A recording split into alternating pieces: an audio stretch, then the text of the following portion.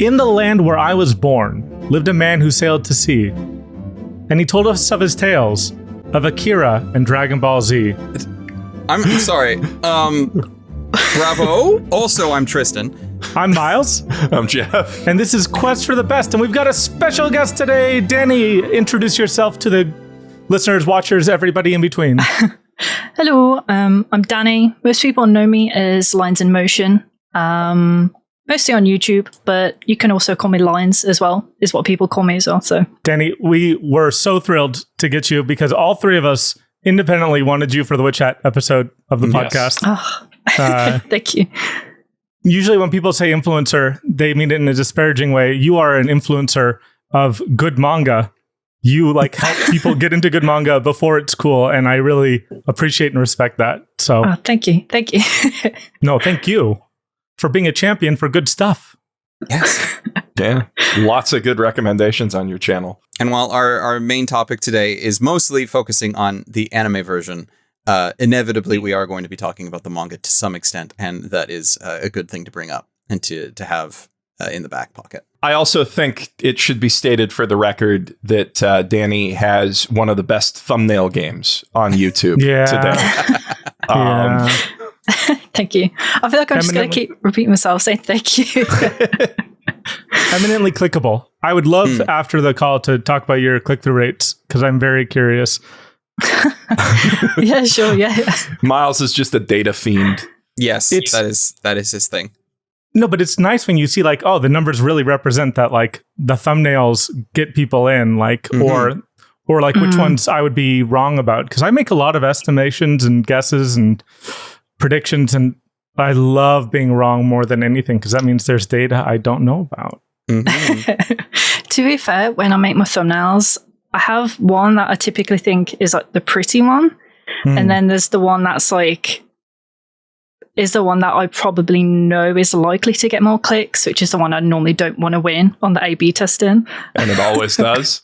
The ones that surprise me, less for my own channel, but more so for the podcast, is normally we have 3 that I do up for the podcast. Sometimes it's less. And usually in my head, I have a ranking of this is the one that I want to win, and then this is the one that normally wins. There have been too many times now where the third one that was just made to have a third one is the one that wins. And I'm like, why? Why that one? But I'm like, okay, if it works. Big face, high contrast, rule of thirds. It's lots of little things. Lots of reasons, yeah. So, Dani, if someone had made the mistake of never watching one of your videos before, how would you describe Lines in Motion to the layperson? Oh my word.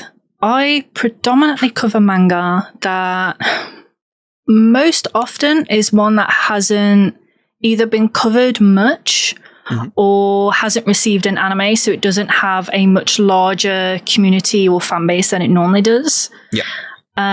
It tends to be more analytical. I tend to split between recommendation videos in general and then analytical ones as well. So something that you can hopefully learn from the video that people can either apply to their own work or is just nice to know in terms of the manga sphere or even comics in general, I guess. And then other videos just tends to be stuff that I like. So either anime in general or just something within the creative field as a whole, I guess. Yeah, we've all been following you for quite a while now. How long have you been doing this YouTube game? Oh, I literally had a notification on YouTube, was it last week? That I've 5 or 6 years, I think I've had the account for 6 years, but I might have been actually doing YouTube for about 5-ish, I think. Makes sense. So a decent amount, not as much as Tristan and Geoff, but still. Well, they're old heads now, so don't worry about them. Please don't remind me. I get regular reminders of how old I am, and I don't like it. Hey, Tristan, you were an old head when I was a new head. I know. I was an old head before you even started. And that's sad to me. Immensely sad. It's not sad. It just means you've been in the game since almost the beginning. I'm not old. I'm just at a higher level of experience. You're an institution at this point. Sure. We'll go with that. we're going to do an escort quest with Dani. So we're going to find out all about you and your anime life. I can't believe you've already watched the podcast. It makes it very easy for us to ask you about where we've made mistakes on the list. But before that, we'd love to hear about your anime origin stories. What got you into this origin story? Anime and manga, if you will, world? Your first anime, your most like important anime that you had as a younger person. So, I feel like this might be the case with more British creators as well, or anime watchers. So, I think I have the same thing that Yazy had, where I didn't consider Pokemon an anime when I was younger. Like, I didn't even know it was an anime. I just thought it was a cartoon on TV. Yeah. A really good cartoon, better than average cartoon. Yeah. And so for me, I grew up with Cartoon Network and something called Jetix over here in the UK. Do they have that in Canada? I don't know. I know of it. I'm just trying to remember how I know of it. It's probably because I had like a period of 2 years where I had satellite TV, and we probably got, because I know we did get some British influence. Like my dad has All Creatures Great and Small, like on VHS tape. It's also where I got my name. I know where I've heard of Jetix, which is like I only watched it for like 1 year of my childhood, which was when they stopped airing Digimon on 4Kids TV. Season 4 ended up on Jetix instead. Yep. And Disney XD had a Jetix block in the States. Because Disney owned Jetix or something, or there was I don't remember the exact relationship. Also, they were responsible for Sonic X having seasons 2 through 5. That's pretty cool. So yeah. For the French, not for the Brits. Sorry. I mean, like the French appreciate anime better than almost any other Western culture anyway. So, you know. I'd say even the States compared to the UK, the UK is, there's the bottom of the trash, as you guys would put it. And then there's a lower. Well, okay, you say that, but the UK has some of the best anime dubs of all time when they do them. The British Urusei Yatsura dub, is absolutely peak. Let's not even get into Professor Layton dub, Xenoblade Chronicles dub. All of the like Nintendo of Europe dubs are just phenomenal. You guys need to make more dubs. See, I didn't even know about any of that, so I clearly need to watch more dubs. You really need to watch the Urusei Yatsura dub. It's like just a perfect fusion of the original with some really raunchy British humor. Classic. I mean, what I normally find, and the reason why I like British dubs when we get them is because far too often you have like the dubbing studios from either Texas or California, even sometimes Ocean back when they're doing stuff now. They're back. They're back. They're back. What was my point? Right. So very often you get those characters that are supposed to be either very aristocratic or specifically British anyway. And then they give them a not great British accent that is like, okay, I see what you're doing, but it's not great. But then when you get the actual British dubbing team coming in, you're like, no, okay, that's how you do it. That's how you do it. I think we can at least agree that the show we're talking about today, as fake British accents and dubs go, it's pretty good. Yeah, no. Yeah. The Witch Hat dub is what I've watched almost exclusively in my initial great. watch. Yeah. I know you have issues with Brush Buddy, Geoff. That's it. That's the only reason, because the Japanese Brush Buddy is like the most perfect creature ever animated. The English Brush Buddy is still fine. It's fine. That's the thing. It's fine, but it's not. It's but imagine it's like watching Pokemon and then having someone go Pikachu every time, and you're like, that's not the same. That's not Pikachu. That's not Pikachu. And I mean, the English Brush Buddy is fine. It's just not only is it not Japanese Brush Buddy, but also it didn't need to be an English Brush Buddy. Because it's literally just noises. Yeah, I mean, there probably is some legal reason why they didn't do that. I would imagine. I could be wrong. I wouldn't say legal, just financial potentially, because they'd have to pay for the compensate. use, of the original act. But I feel also get there's a lot to it usually with those sorts of things, but also it's like kind of disrespectful to take away a job from a voice actor in this kind of case. Like, why would they not? Why would they not do it then hire someone to do it? Yeah. But something just sounds very evil about British brushbug. Like, it just sounds evil. That should be Brush Bully's voice. Brush Bullies. When we get there. When we get there. I did live in the UK for a year not too long ago. And during that time, I agree, Dani, that it was a little sad to see the state of the anime fandom sometimes. But the hardcore fans were just as hardcore as they are in the States. And that kind of helped. Wasn't your like big famous, hey, I loved going to see first Slam Dunk. Didn't that happen in Scotland? In Manchester. Oh, in Manchester. Okay. That was with the Manchester Hong Kongers. That was with like all first and second generation immigrants. It's a little different. Okay. Scotland does get a fair bit, to be honest. I know they have quite a lot of showings, like especially Kyoani showings up there. Yeah. So I do really need to go to one of them, to be fair. But there's like not been there's not been a Brummie accent in a dub yet, which is what. Well, I have a Black Country accent, which is very, very close to a Brummie accent. But if there's like a Peaky Blinders anime at any point, I am expecting it. Like a knock on your door, like, please get in this dub right now. Yeah. I mean, I don't want a Peaky Blinders anime, but I want an anime that is like Peaky Blinders, if that makes sense. We don't need like a straight adaptation of that. I feel like that would probably be poor and not do as well. But there's really no reason why we couldn't have like a Baccano-esque except over in the UK instead of 1930s America. Like, we know that they can do that. It's just, I guess you need a mangaka that's interested enough in the time period to be like, hey, I'm going to write this story and it's going to be amazing. Well, I only found out a few weeks back doing my Witch Hat video that Japan actually has a pretty big Peaky Blinders fan base. Like a significant one. They've got like several bars in Japan dedicated to it. Why? Aura. I mean, there is that, but like I have noticed that there are times that some Western properties just get really big in Japan, and it doesn't always make sense to me. So like when I first found out that Twin Peaks was apparently really big in Japan in the 90s, I was like, really? I mean, it's Twin Peaks, but also why that?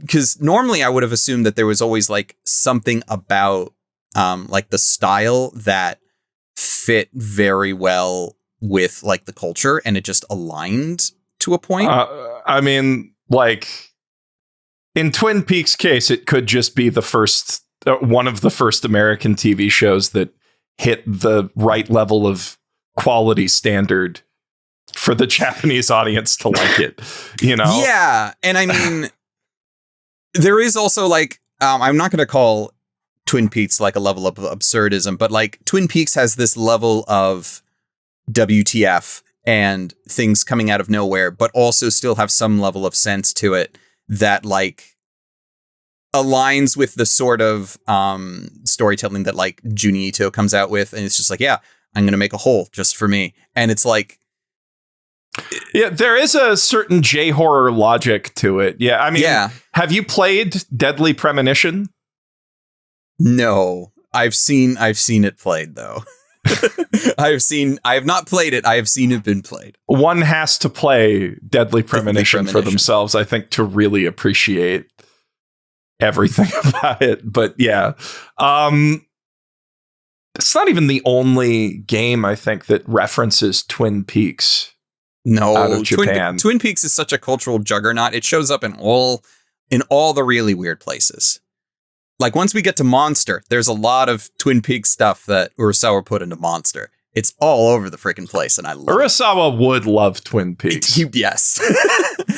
I just think weirdos around the world like Twin Peaks, and there are a lot of weirdos who work in anime and manga, so that's kind of where it comes to. It's kind of like how you can always predict which anime are going to be popular in Germany by how the female characters are drawn, and how little clothes they're wearing. The less clothes, the more popular in Germany.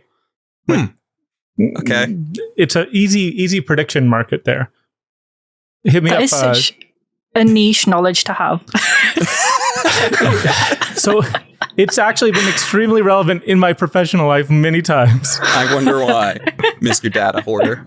This is just, I watched a seasonal anime last night that this is making me think of called Hana Ori-san Still Wants to Fight in the Next Life. Mm-hmm. It's a reverse isekai about the Demon King and hero getting reincarnated in another world. The hero's a high school girl. The Demon King is a NEET who ends up not being a NEET and becoming her high school teacher. And at one point, he's just like, man, you were always like going around fighting in those loose clothes. She's like, excuse me. Magic is gets into you through the skin. I needed as much skin exposure as possible. I didn't like that. Thank you, Hideo Kojima, and Quiet. For being like, no, she needs to wear literally no clothing because she breathes through her skin. And I'm like, sure, Jan. Whatever you want. I love the concept of a character from that kind of anime universe coming to the real world and being like, I can wear clothes. I'm so embarrassed by what I had to used to wear. It's just... Sorry, Dani, you were saying about Jetix. Oh my days, yeah. Oh yeah, we got way off track there. Sorry. What was I saying? Okay, so yeah, when I was younger, I used to watch a lot of animation, like Batman, the animated series, yada yada. Galactic Football, which no one talks about, which is amazing. Never heard of so that then one. when it's I think it's French animated, and then Jetix acquired it. So good. I can believe it. Yeah, French cartoons are always great. Yeah, pretty much. So after when that, I went into secondary school and then college, that's when I was massive into comics. So for me, it went from, and not just DC and Marvel, but like all like Vertigo and all the other well-known ones as well. Yeah. All the classic ones. And the first anime I ever watched was Attack on Titan, which I feel like is very common over here in the UK. It's very common, even in North America, to be fair. Isn't it more Naruto over there? For people that joined on in like that era of around like 2013 and so forth, AOT is very popular as a jumping on point. Yeah, it was literally... Sorry, Geoff. Yeah, Naruto is more like our generation, you know. But if you came up on streaming, which you would have to for Attack on Titan, then yeah, Attack on Titan, Sword Art Online, and to a lesser extent, I feel like Fate Zero and My Hero.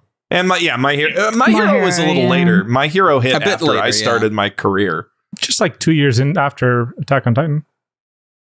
Oh, wow. I would say My Hero was less of a jumping off point, but more of the natural progression of where you probably went. Sure. If you jumped on around that time. Yeah. So my second anime, which actually got me into anime a lot more, was Sound Euphonium. Hell yeah. Yeah, there we go. You went from 0 to 100. Okay, come on, man. Attack on Titan. I like Attack on Titan. At least 20. Fine. It's at least 20. No, but that being your second anime, I feel like Komiko has suffered more than Eren, to be honest. Like, yeah, absolutely. A lot of people have suffered more than Eren. No. A lot. But Kumiko has, Eren for suffers sure. from success and plot armor. Wow. Most of Eren's suffering is self-inflicted.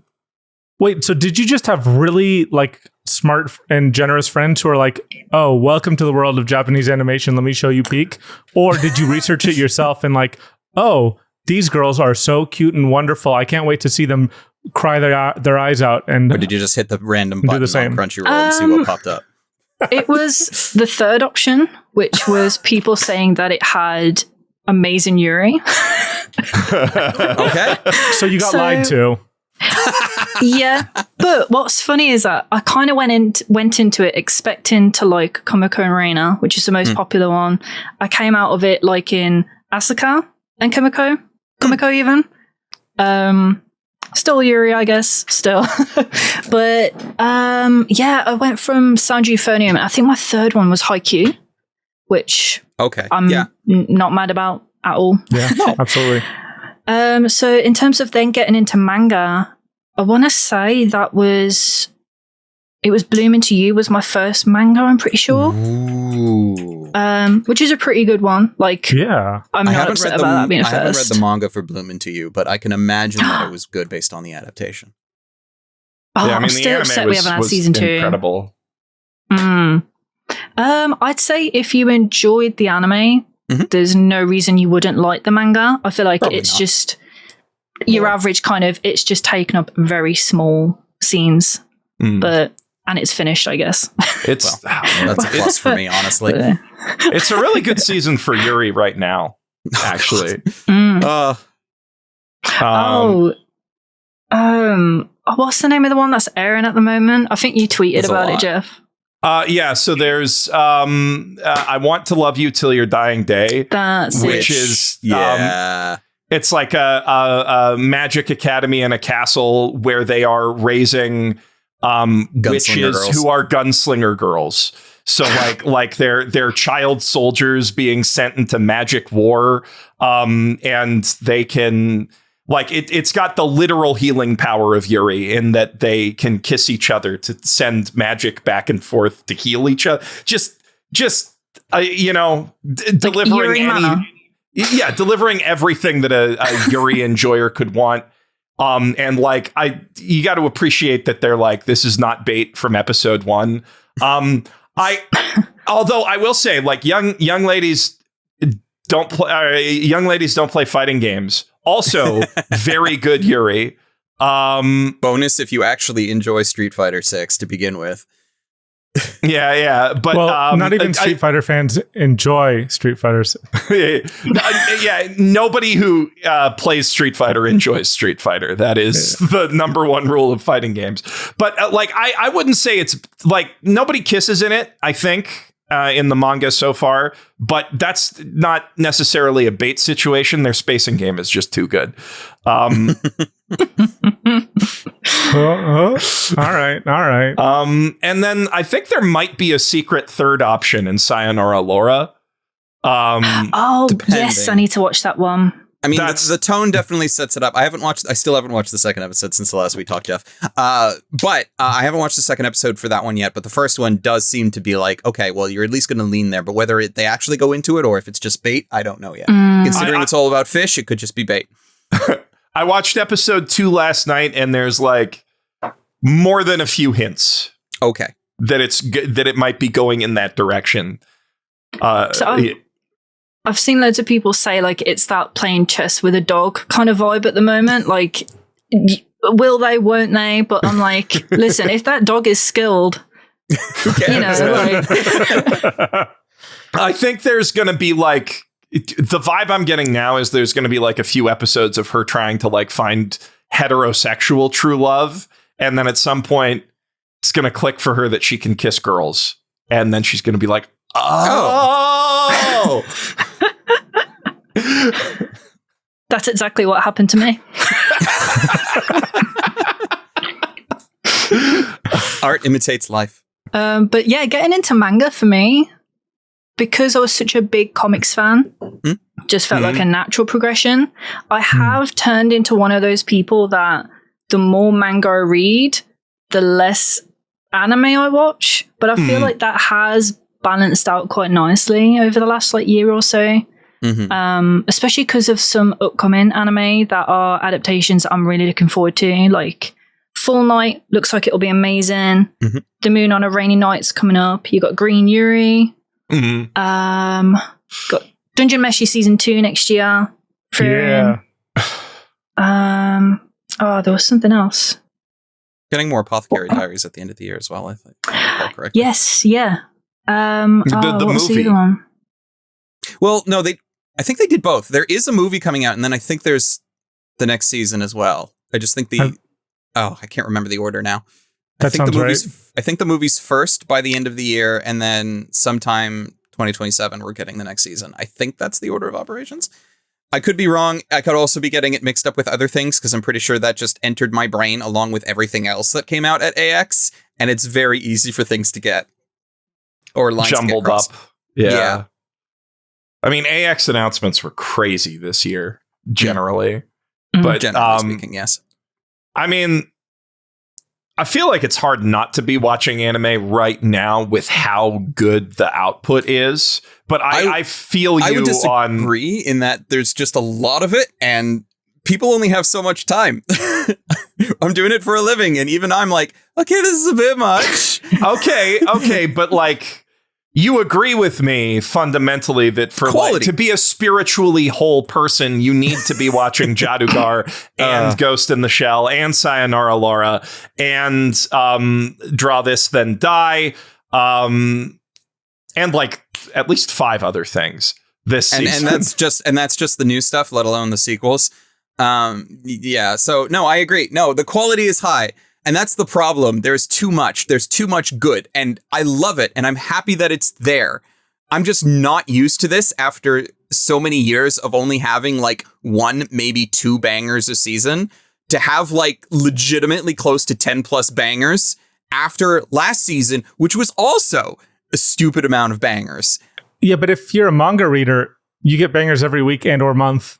Yeah. Always 52 weeks a year, no matter how good or bad the season is. And then then every 2 months, one of those bangers gets canceled by Shonen Jump, and you feel sad. That's why you read outside of Shonen Jump. That is a good reason to read outside of Shonen Jump. Although stuff still gets canceled by other magazines. Well, yeah. Not as aggressively, though. Yeah. But I mean... If it's Yuri, it will. Well... Unfortunately. Yeah. That actually brings me to a question I have. So looking through your YouTube channel, you're always talking about things about 6 months before they get popular. So how do you stay ahead of the curve? Like, how do you read the manga? Then how do you know what's going to be the next popular manga? Because it's a skill. Or maybe you're the tastemaker. I don't know. I feel like it's just a vibe, I guess, sometimes more than anything. I feel like for me, it's just easy to tell what's going to click with audiences, and then what I feel like studios, well, not studios, but what companies are going to invest in more. Like, I knew the Witch Hat anime was going to come around at some point. In fact, I felt like it took longer than what I thought it was gonna, because it was like, I don't even know how long it was until it got an anime. Well, I mean, we got Dungeon Meshi like 10 years after the fact. So yeah, it's not always when you think it's going to be. I mean, Witch Hat was about that long too, right? It was. Yeah. I remember people talking about you need to read Witch Hat like a year into me having my YouTube channel. But then also, like this season, we had Iron Walk John. That is like how old? 1995. 1995. Finally the getting year an adaptation. Of the Hanshin earthquake and Tokyo sarin gas attacks, as they say at the end of the first episode of Iron Walk John. What a I mean, it was like I haven't been at Crunchyroll for 5 years now, but like I was working there, and part of like the team like giving additional evaluations to the Japan office of like, what should we invest in? And I was all in on Witch Hat in 2019. They were like trying to figure out how to finance it and produce it and who the publishers and studios and all that would be. And I know things changed around a bunch, but like that anime has been quote unquote in the works since at least 2019. It just, went through a couple different lives to get to where it is now. It's like my prediction for one that will do well is the Bugle Call. Which I know they showed the PV not longer back, but for me, that was like the next big fantasy, if you will. That was like, this could be really big. So I was going to cover it, and then I swapped to a different video, and then the PV released. I was like, my timing is impeccable. Nice. Yeah, no, the Bugle Call, I need to read more of that because like it seems really good. I'm really into Ichi the Witch right now, which I also think is going to be huge. Tower Dungeon too, which you covered recently. Which one, sorry? Oh, Tower Dungeon. Yes. Yeah. Yeah, people were talking about that on my Golden Age of Fantasy video as like one of the ones to keep an eye on, probably because they watched you talk about it and were like, this is it. This is it, yeah.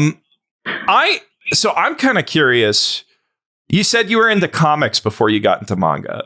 Mm-hmm. What are your top 5 Western comics? Easy question.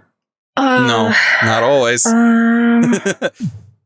One of my favorites is an indie called Kill 6 Billion Demons, which if you like Dorohedoro, you will love that comic. Okay, I'm pretty sure the author has even said it's like a big inspiration for the comic. Oh man, I don't know if I'd actually say the Absolute Wonder Woman series at the moment. That has been an amazing run. I mean, the Absolute series has been doing really well for DC anyways, but the Wonder Woman series has been... I really enjoyed Witches, and that one's getting an adaptation next year, I believe. That one's good. Let me look at my shelf. Good old shelf look. Descender, I really, really enjoy. That's 3. Something is Killing the Children. I would put that up there. That's getting an adaptation on Amazon as well, I believe. It's getting an animated series and then a live action film randomly. Huh. What else would I say? I really enjoy Batwoman as well. Specifically, which one is that? Now, I've got all of Batwoman on there, so I'm going to say Batwoman in general. Okay. It's a solid list. Good mix of capes and indie. I grew up a DC Comics fan because my dad was. But as he got older, he talked about it less, whilst as I got older, I just got invested more. Yep. Same thing with Star Trek with me and my mom. Where Nice. I completely lost her, but then she's like, "Oh, have you seen the latest episode of Academy?" I'm like, "What? What? This is the one that brings you back?" You jump on this? Yeah. She liked disco too, so I'm happy for her that she liked disco. I would say The Walking Dead as well, actually. I read The Walking Dead before it started airing. Before and I it was think that cool? was the... Say it again, sorry? Before it was cool. Before it sucked, I would say. I also read The Walking Dead like from basically the beginning, and it's such a great ride. The comic, the show. Did you like the show, Dani? I love the show, even at a specific part. Is it even spoilers anymore? It's not a spoiler. No. When Glenn dies, like the viewership went whoop, but I sticked around. Why. That season is naff. The seasons after, I don't mind. Okay. All right. So it bounced back. I really hated even the first season compared to the comic. I was just like, oh wow, really? it's like a pale imitation. I don't know. I don't know. I really like the black and white, like rough style of the comics a lot. And I feel like I can't remember exactly why, but there were like a lot of little things. And by the end of the first season, I was like, I think I'm out. And then I've tried some of the spinoffs since then. A couple episodes of Fear the Walking Dead were good, but then I feel like it just works better as a comic or a point and click adventure video game than it does as a TV show. So the Telltale game you thought was pretty good?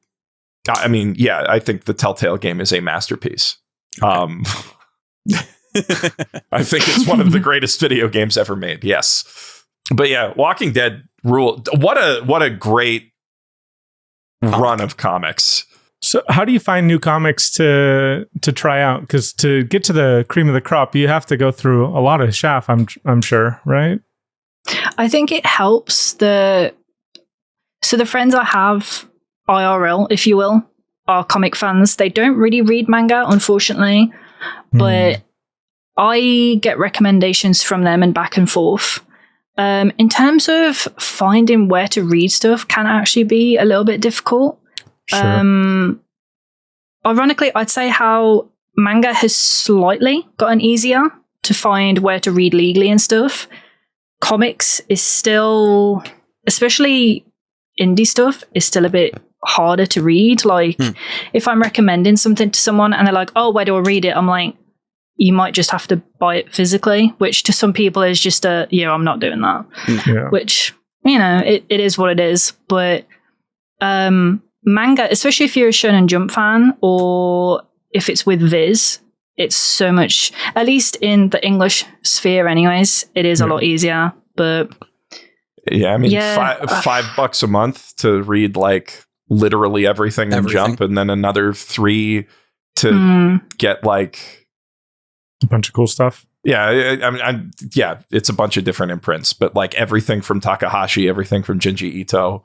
Yeah, Viz's offerings are really hard to beat in that regard. Yeah. I wish that, I mean, like even this like DC and Marvel, the apps I feel are not as good as they should be, and they're so expensive too. Yeah. I think like the problem is like Viz is too cheap, and it makes it hard for anyone else to make any money doing it, right? Because they've kind of set that expectation.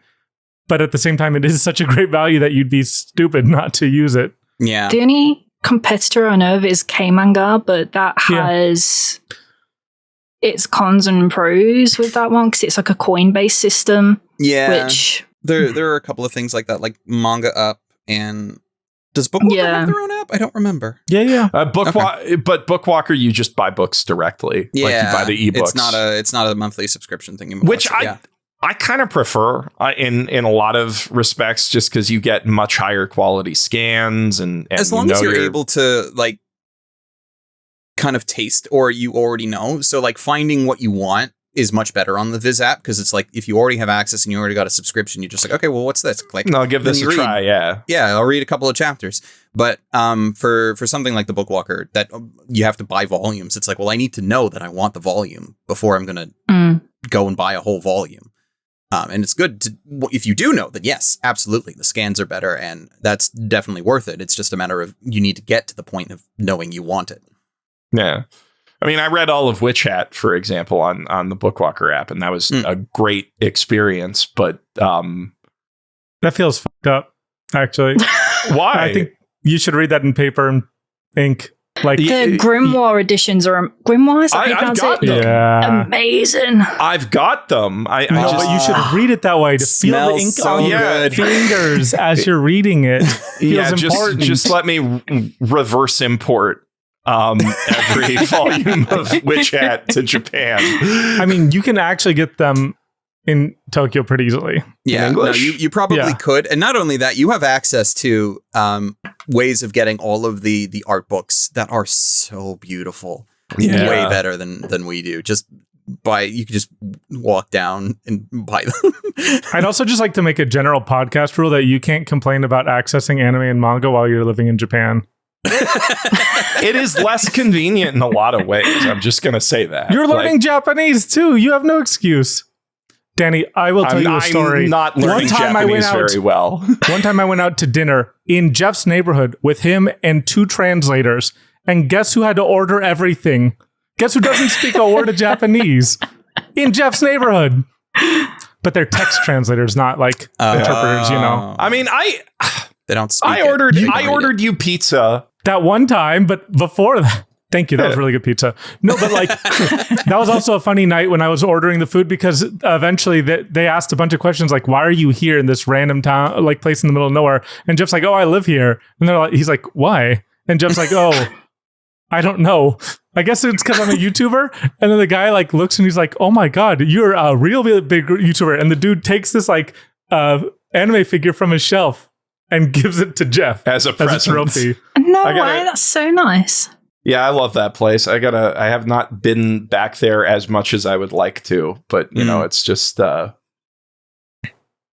owner's great, but he's very drunk a lot of the time. Intense. Yes, he's very intense. I would say, as an introvert, the one thing that'll get me to stop going to a place is knowing my name. yeah, that's I'm less likely to go. I'm like, okay, that's not good. Okay, I like to be invisible if I go eat. It's more a warning signal for me. Like when there was a Jack in the Box, they knew my name and order. That was a problem. I mean, if a Jack in the Box knows your name and order, that's when you kill yourself. Well, that's what I mean. Like there was this one day when I went in and one of the cashiers like basically ran to like intercept me at the door and said, "Miles, I'm so sorry. They've discontinued your breakfast burrito." And I'm like, the fact that you both think and also know that I would care about this is devastating to me on so many levels. Oh man. Yeah, that's. It was a 2-minute drive from my job. You know, it was. Yeah, it was clean. There's that. And then there's when like the coffee shop on your Uber starts to recognize your order and like send you specialized messages. And you're like, I've done this too much. I am a failure at life. I like being a regular in general, just not at a Jack in the Box in Hercules, California. Anyway. No, you need to be like a regular at those hole in the wall breakfast joints. The ones that like you go there and they know, but they don't like make a point of knowing. Yeah. I had one of these in Toronto. It's like hard to describe. It's like you walk in and you don't really need to order, and they know you don't need to order, and you know you don't need to order, but nobody makes a point of like saying it out loud. You still go through the motions, yeah. Yeah, we still go through the motions. We all know it's like, yeah, we're getting the same thing. All right, here you go, boss, and then you take it and go, and it's fine. And that's it. That's all I want. That's all I need. What I like about living in Japan is there's a whole system for that. You just come in. If the guy recognizes you, you go, "Itsumo," and they just give you your usual order. Yeah. You are also a literal giant in most places in the world. I'm very recognizable. Yeah. They see you from like 2 miles away walking to their place. They probably already have it ready. He's coming. Geoff is like well over 2 meters tall. He's like 6'6". I'm just under 2 meters tall, Miles. Okay, I'm whatever. 198 centimeters. Jesus Christ. You're not that short either, Miles. No, but I'm not Geoff and I don't live in Japan. True. Living in Japan, the contrast is a lot higher. Yeah. One of my most viral TikToks I've ever made is just me ducking through all the doors in our Japanese house. My most viral Vine was me taking an Umi from Love Live cardboard standee into the grand opening of a Burger King in San Francisco. Anyway, let's get back to our guest. Sudden Lord. Okay. I miss Vine. Dani, so we saw that you were a judge for the American Manga Awards. Yes. Yeah. Thank you. Can you tell us about that experience? It was the most I think I've ever read in my life in a very short span of time. Well, I'm happy you read everything. Yeah, a lot of people wouldn't do that. A lot of people wouldn't. To be fair, it helped that I'd read a good chunk of them. So for a lot of it, it was like a quick refresh as opposed to having to really nitty gritty get into it. There was a lot of stuff that was new to me that I will be checking out, like Bug Ego was one. I didn't realize one had released another manga, and I absolutely love Mob Psycho, and I loved that manga, so that was great. It was nice seeing and hearing other people's opinions on the same series, just because of how the format went. Hearing what other people had to say about why a manga stood out was really interesting. Because I'm normally used to talking to people who normally refer to manga in terms of its story as opposed to its actual technical aspects, like the paneling and the techniques that are used within. So that was really cool. Bit nerve-wracking, but it was a great experience though. And yeah, Kyle was my boy Kyle Cardine was one of your co-judges, right? And you guys did a lot of talking amongst yourselves to figure stuff out. You talked amongst yourselves? Oh wow! I'm just comparing everything to the Crunchyroll that's Anime Awards. The Anime Awards could use actual conversations between the judges. When you had to read everything, was that a choice that you made yourself just to make sure that you had everything caught up and read, or was that like required by the awards to be like, hey, you should do all of this? We was given a sell sheet that had a ton of manga on it. And it was kind of a first come, first serve as to, I want that one, I want that one. And there was so many to pick from. I was the second person, so I kind of had free reign. But I tried to do it where, because I'd read a good chunk, I tried to do a 50-50 of ones I've read to kind of ease how much I had to read versus 50 newer ones just to make it fair. Yeah. There was they've announced the categories now, and I would honestly say the hardest one to read through was probably the continuing manga, because new manga I find is quite an easy category. I feel like first volumes can stand out really well. Continuing, it is very hard to talk to people about like a 7th volume if they've I don't know, read prior, or so me and Kyle specifically, there was this one manga we were like, yes, come on, this is like sounding like football fans, like this has got to go through, and everyone else is just like, no, yeah. I mean, with continuing series, there's always so much like investment that you have to do before you can even talk about it. So I feel like people just pick their favorites and don't go out of that bubble a lot of the time. In the anime space, at least, right? You know, like once you get past 2 seasons of a shonen or isekai thing, it's either someone's favorite thing or absolute dog shit, and anybody who likes it is an idiot. You know? I think it really depends on the series, because like if it's JoJo, you will have people that will talk about them very separately because they are, in their own ways, their own stories. I feel like that's... Agreed. Yes. That's a hot take. You're going to get in trouble for saying that, but you're correct. I'm a read in order person, personally, and a watch in order. Is it you, Geoff, that's like you can watch in any? Just to confirm? Yes. I have said that if you want to, you can pick up any part of JoJo and just get into it.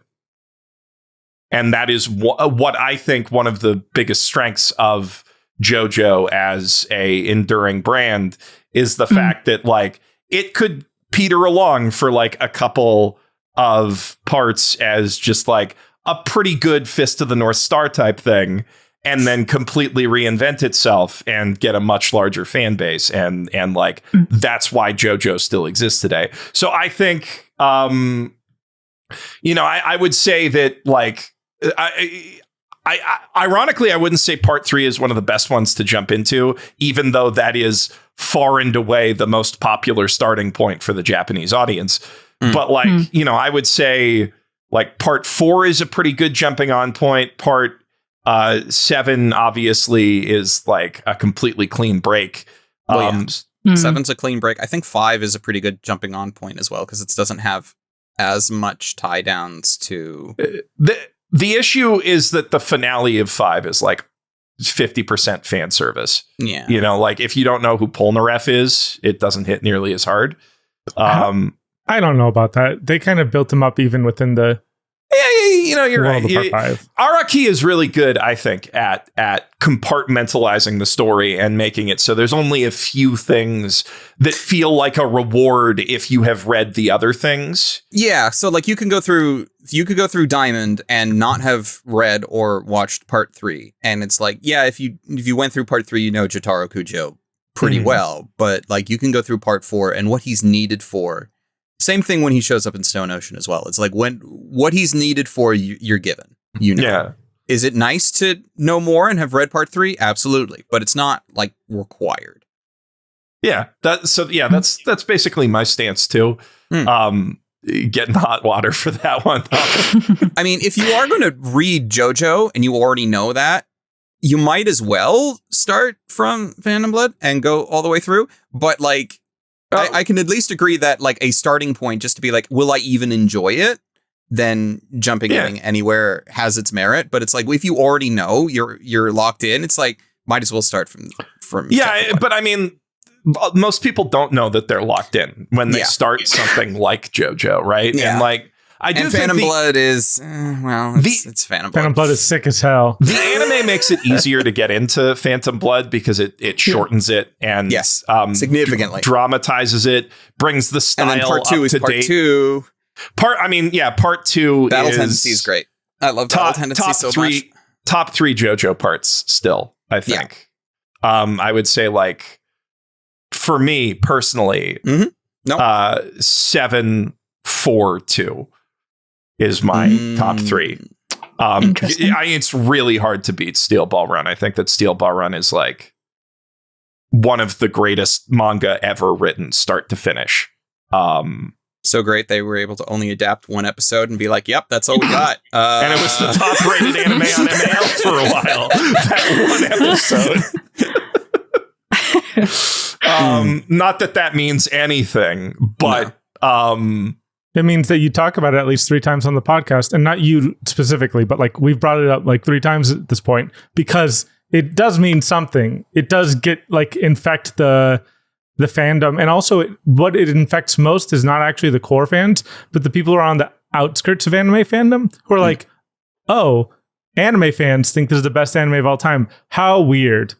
Or look what a dysfunctional community they are. I'm like, less than 1 in 50 people who watch anime use my anime list in the States and in the UK. Like, it's just not a very common thing to do. It's just also where a lot of old heads and a lot of people who are like make watching anime like their personality go. Yeah. It like me. Ironically has the same issue, if you will, that Batman has. Like, you always see that debate of manga's easier to read because you just start at 1, you go da da da da da.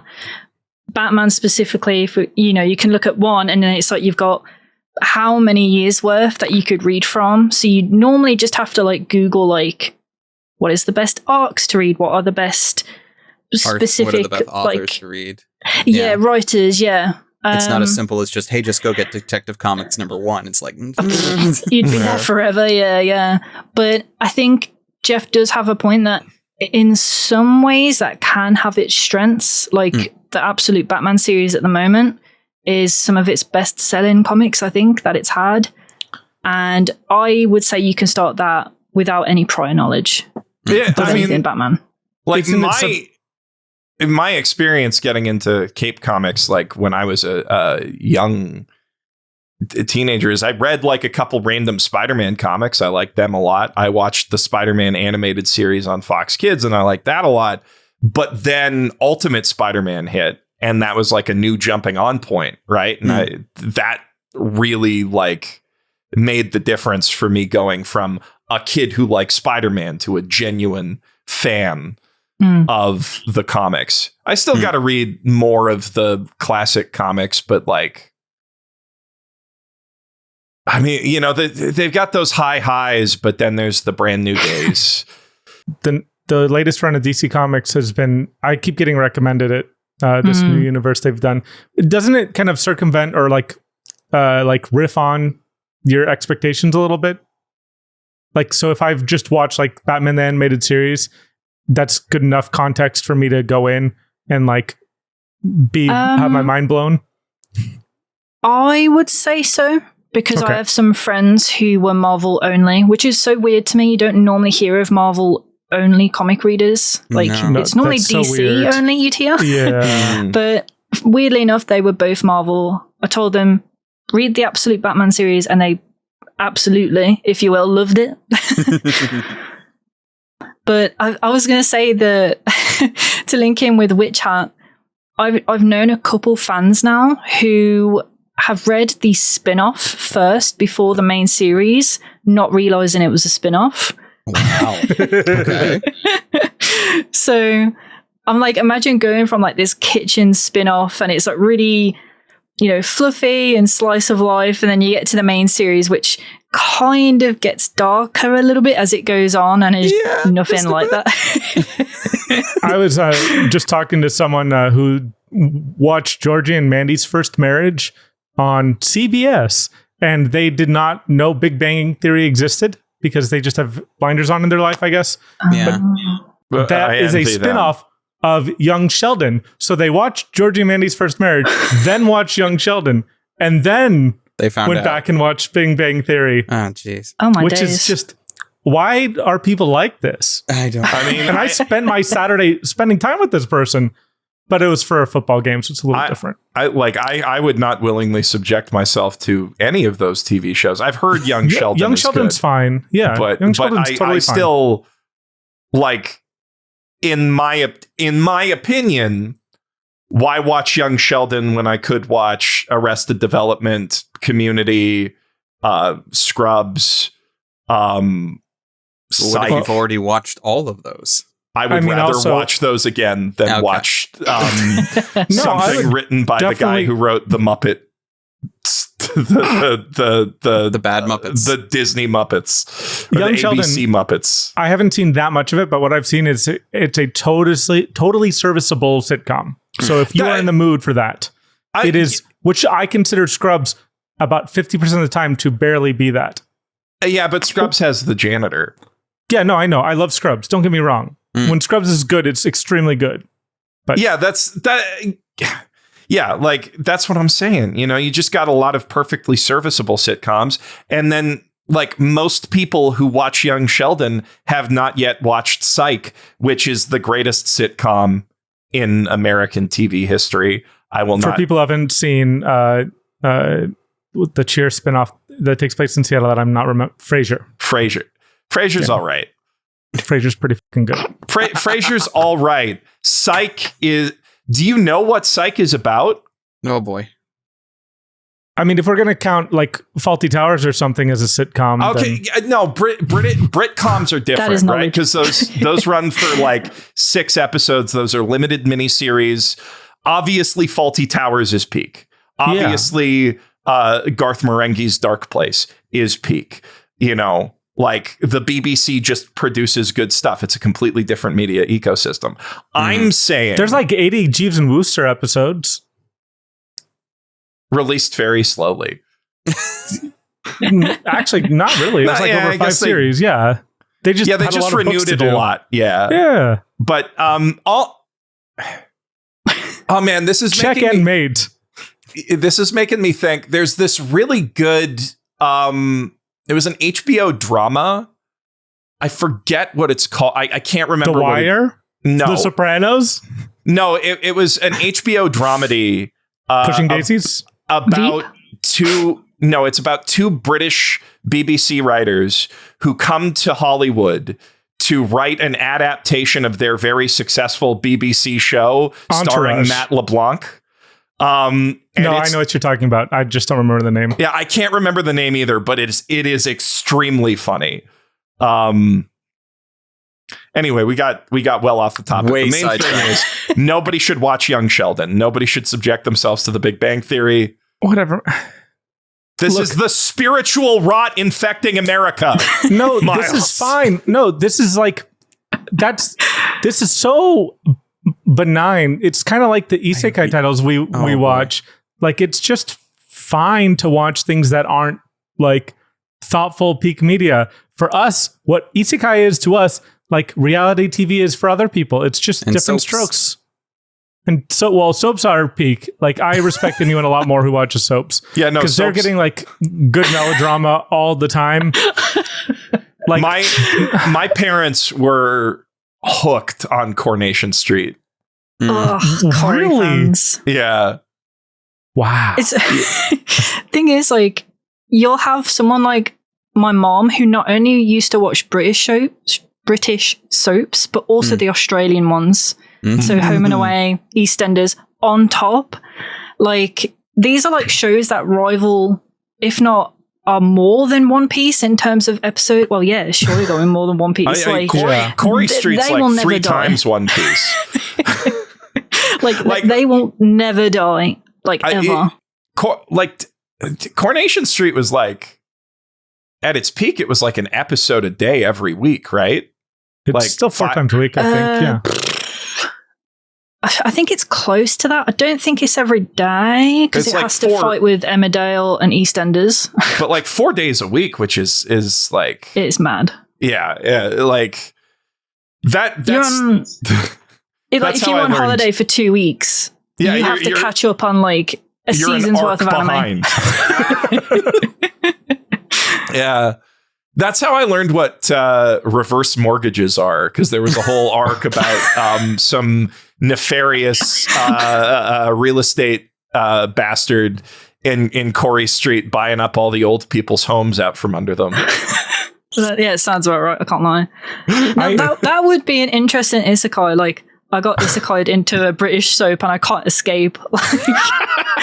Now that is peak. That would actually be. I would watch the hell out of that. Yeah. I mean, I would much rather be in a demon realm than in the in-universe EastEnders, to be clear. So, oh God, it's fascinating though, because like every once in a while, my wife will watch one of those Chinese like wuxia like fantasy dramas, and they'll be like, again, they'll upload an episode a day for 20 days straight, because there's just so much content in it. And so she'll be like locked in. This happens once every few years. It's not like a common thing, but like 20 days in a row, there's an hour of new TV to watch. That fills me with anxiety. Like I started like auto playing when I was at the grocery store this morning, the One Piece podcast. And I'm like, fuck. I'm so far behind on One Piece. I haven't read in like 2 months. And then it's like, it fills me with like this like guilt and dread. And also knowing that like the one thing that I would rather not be spoiled by can be spoiled for me just by my podcast auto playing while I'm like moving my Dr. Pepper onto the checkout. Anyway, sorry, Dani, back to you. I don't know if you had a chance to check out the list, but do you have any thoughts, opinions, criticisms, good jokes? Oh, okay. So what was your question again, Tristan? Sorry. It was more so, did you have, just looking at the list, like we're going to get to figuring out Witch Hat and everything when we do the main quest and we talk about that. But just like, what are your initial impressions of the list as it stands? How screwed up are we in certain areas? How absolutely based are we in others? Oh, back at the top. Yeah. Shihaya Fudo at 3. Was that because of... That was because of someone. Did you say that with ProZD? Yes, yeah. it was. Yeah. We brought him on, and at the time, both me and him were the ones that had finished it. And I think, like Miles and Geoff, you both make it at least through season 1, and you were like halfway through season 2 or something. I finished season 2. I'm saving season 3 for a rainy day. Fair. But yeah, we brought on Song-Wan for that episode, and I'm very happy it made it as high as it did. Yeah, I have very similar tastes to ProZD, to be fair, so I'm not shocked that's at 3, because I know he's been pushing that for ages. Forever, yeah. Yeah.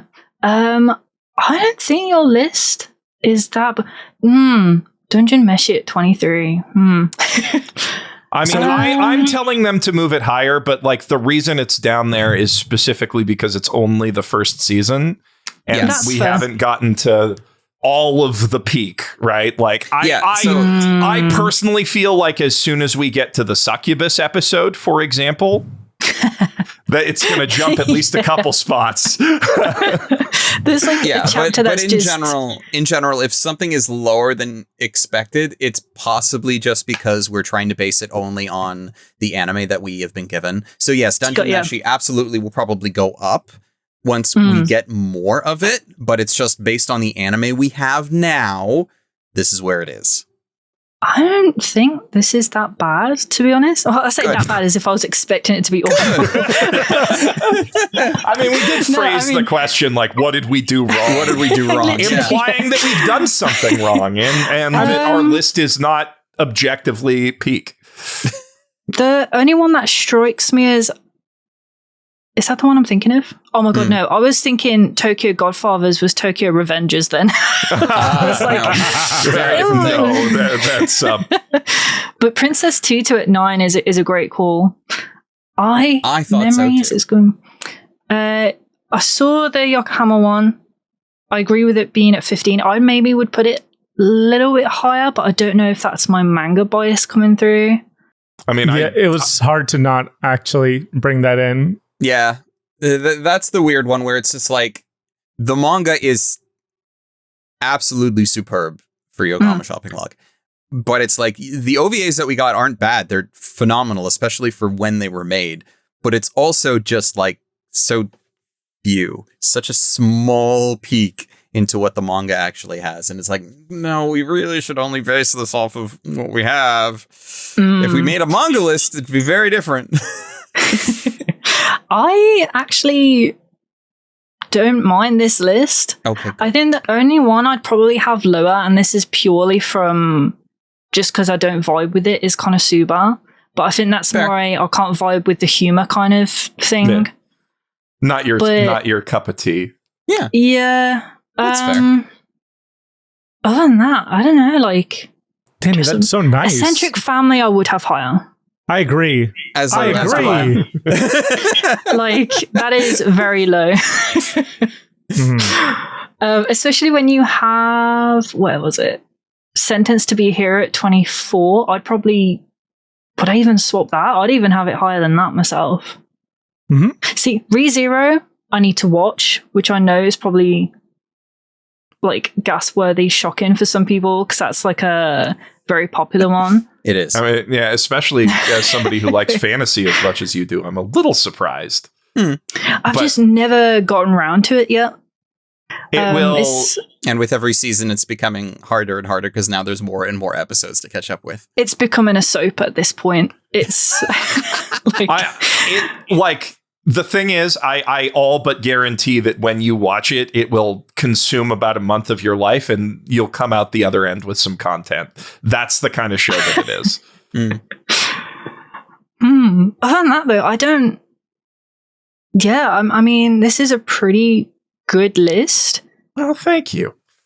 We try. We've been working pretty hard at it. One of the inspiring things for this podcast is looking at all the other anime lists out there and just being like, okay. These all, we get it. They all make sense, but they suck. Like, they don't make bad decisions. Like, they're thoughtful editorial decisions. For sure. Like, the IGN list was something we talked about early on in the podcast, too. God. It's not that bad of a list. It's just very of its time and of the people who make it. And like, if you're trying to write for a target audience, the IGN list is doing that extremely well. Oh, okay. And I believe that the people who wrote it authentically believe it. I just think that they have a smaller breadth of anime experience. Like when Vulture makes lists, like their lists are some of the best. So it's hard. There was and like, of course, things like that are held up as the like canon, like the My Anime list, top 100 or whatever. That's not a very good list at all. No, but people use that as though it's a list, right? As a benchmark, and so we're hoping to kind of have this list eventually be something else entirely. And there's a lot of things to be bewildered at in the ranked list, but there's only 3 of us, so the amount of compromise we have to make are small, and yet we make compromises very often. Like Eccentric Family being criminally low, but that's the way it goes. Sometimes. Like if you was to look at this list in a different context of like what would be a good list for newcomers, like this would potentially look completely different. Yeah, because I would not have Baccano at the top. No. And so I think not Pat Labor 2 either. Sorry, Miles. Not for a beginner's list. I'm not starting a newcomer off with Pat Labor 2. I feel like you could start a beginner off on Baccano and they'd have a pretty good time. It depends on the person, I think. Yeah, like they would have to, it has to be somebody who's like into Tarantino movies and stuff like that. You know, like somebody who likes a little bit of the old ultra violence. But yeah, a beginner's list is pretty different, I think. Yeah. You want. It's like when you see Kill la Kill on a beginner's list, like that is a strong one to put in there. I think it's mostly because there is a segment of the fan base that did legitimately start with Kill la Kill. I mean, it hit around the same time as Attack on Titan, so it would have been a lot of people's like 3rd or 4th big. I think anime it was in my top 10. Into. Yeah. Like. I mean, obviously, Gurren is a better jumping on point than Kill la Kill. Yeah, but like when it aired, because it was like the new hotness. Yeah, there was a segment of people that normally would have recommended Gurren, but recommended Kill la Kill anyway because it's like, hey, get into this thing while it's new, and then they were in, and that's where they started. Even though it's I mean, even my brain went there, but it is such a fundamentally different thing from Gurren by the end. Yeah. And And we should move on to our main topic, but before we do, there's one last thing I want to mention, which is just there is one person who's really good at lists of anime, and that's Kambole Campbell, who writes at Vulture. He's based out of the UK, and like, for example, his top 5 for last year was Apocalypse Hotel, Apothecary Diaries, Hikaru, Dress Up Darling Season 2, and City the Animation. So like that's a solid list. Yeah. Was Apocalypse Hotel 1 or 5? Just 5. It's upside down, but a good list. I'm just saying, Geoff, that's in he the at least Vulture. had it in his top 5. Yeah, you want to know how many fair. people didn't even watch Apocalypse Hotel? Or like, this is from New York Magazine, right? Like, this is from a pretty prestigious outlet, and like, not even like Crunchyroll or IGN or Anime News Network had Apocalypse Hotel in their top 5, which is criminal. Kambole, shout out to you as always. Hope you're doing well, dude. All right, let's talk Witch Hat Atelier. Who's going to introduce it? Should I do it? Who did the last one? Who did the last introduce the series? What's about? Yeah, I'm pretty sure it's on you, Geoff. Okay, well, Witch Hat Atelier is a fantasy series set in a world where some people can use magic and most other people can't. Coco is a young girl, daughter of a seamstress, who is in the can't use magic camp, but really wishes that she could. And one day, a wizard happens upon their little shop, no, they're just called witches. They're all called witches, right? A witch happens upon her little shop and does a little bit of magic to repair a magic carriage. And she happens to spy how the magic is done and realizes that it's not some hereditary trick that only some people can do, but it's just the magic of drawing. And she can do that. Especially since she was handed a little magic picture book full of little magic drawings with a magic wand that is actually a magic pen with a magic ink pot by I don't want to say a bad man, a completely innocent and absolutely righteous person. I mean, well, okay. So the thing is, you're saying that sarcastically, but like, the Brim Hats have a lot of really good points. That is part of neutral. Yeah, there's like. Oh shit! That person you hate actually made a good point. If I was gonna grab a beer with someone from the Witch Hat universe, I would pick a Brim Hat over a Knights Morales every single time. Oh, right? yeah. And their drip is better. And their drip is phenomenal, right? Oh, come on. That's where you lost me. No. Knights Morales looks so sick.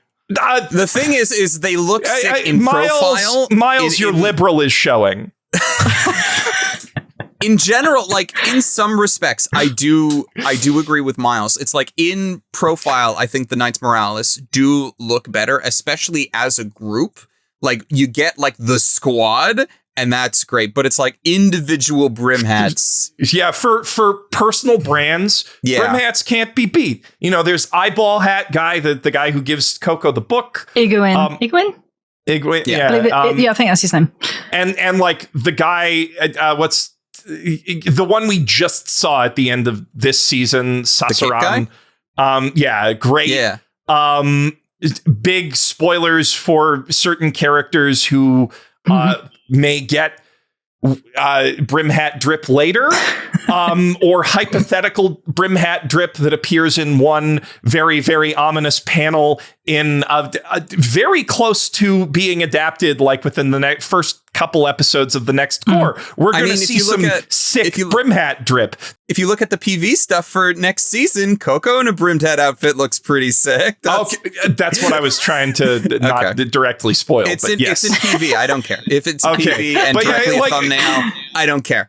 Coco's Brim Hat fit is fire.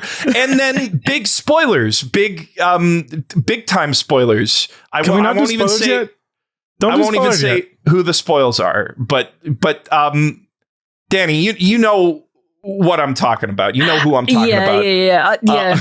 I wondered where you was going with it, but yeah, I know what you're on about. Yeah. It's just So they got the fashion game and also a lot of very defensible points, even if they are doing a little bit of terrorism, right?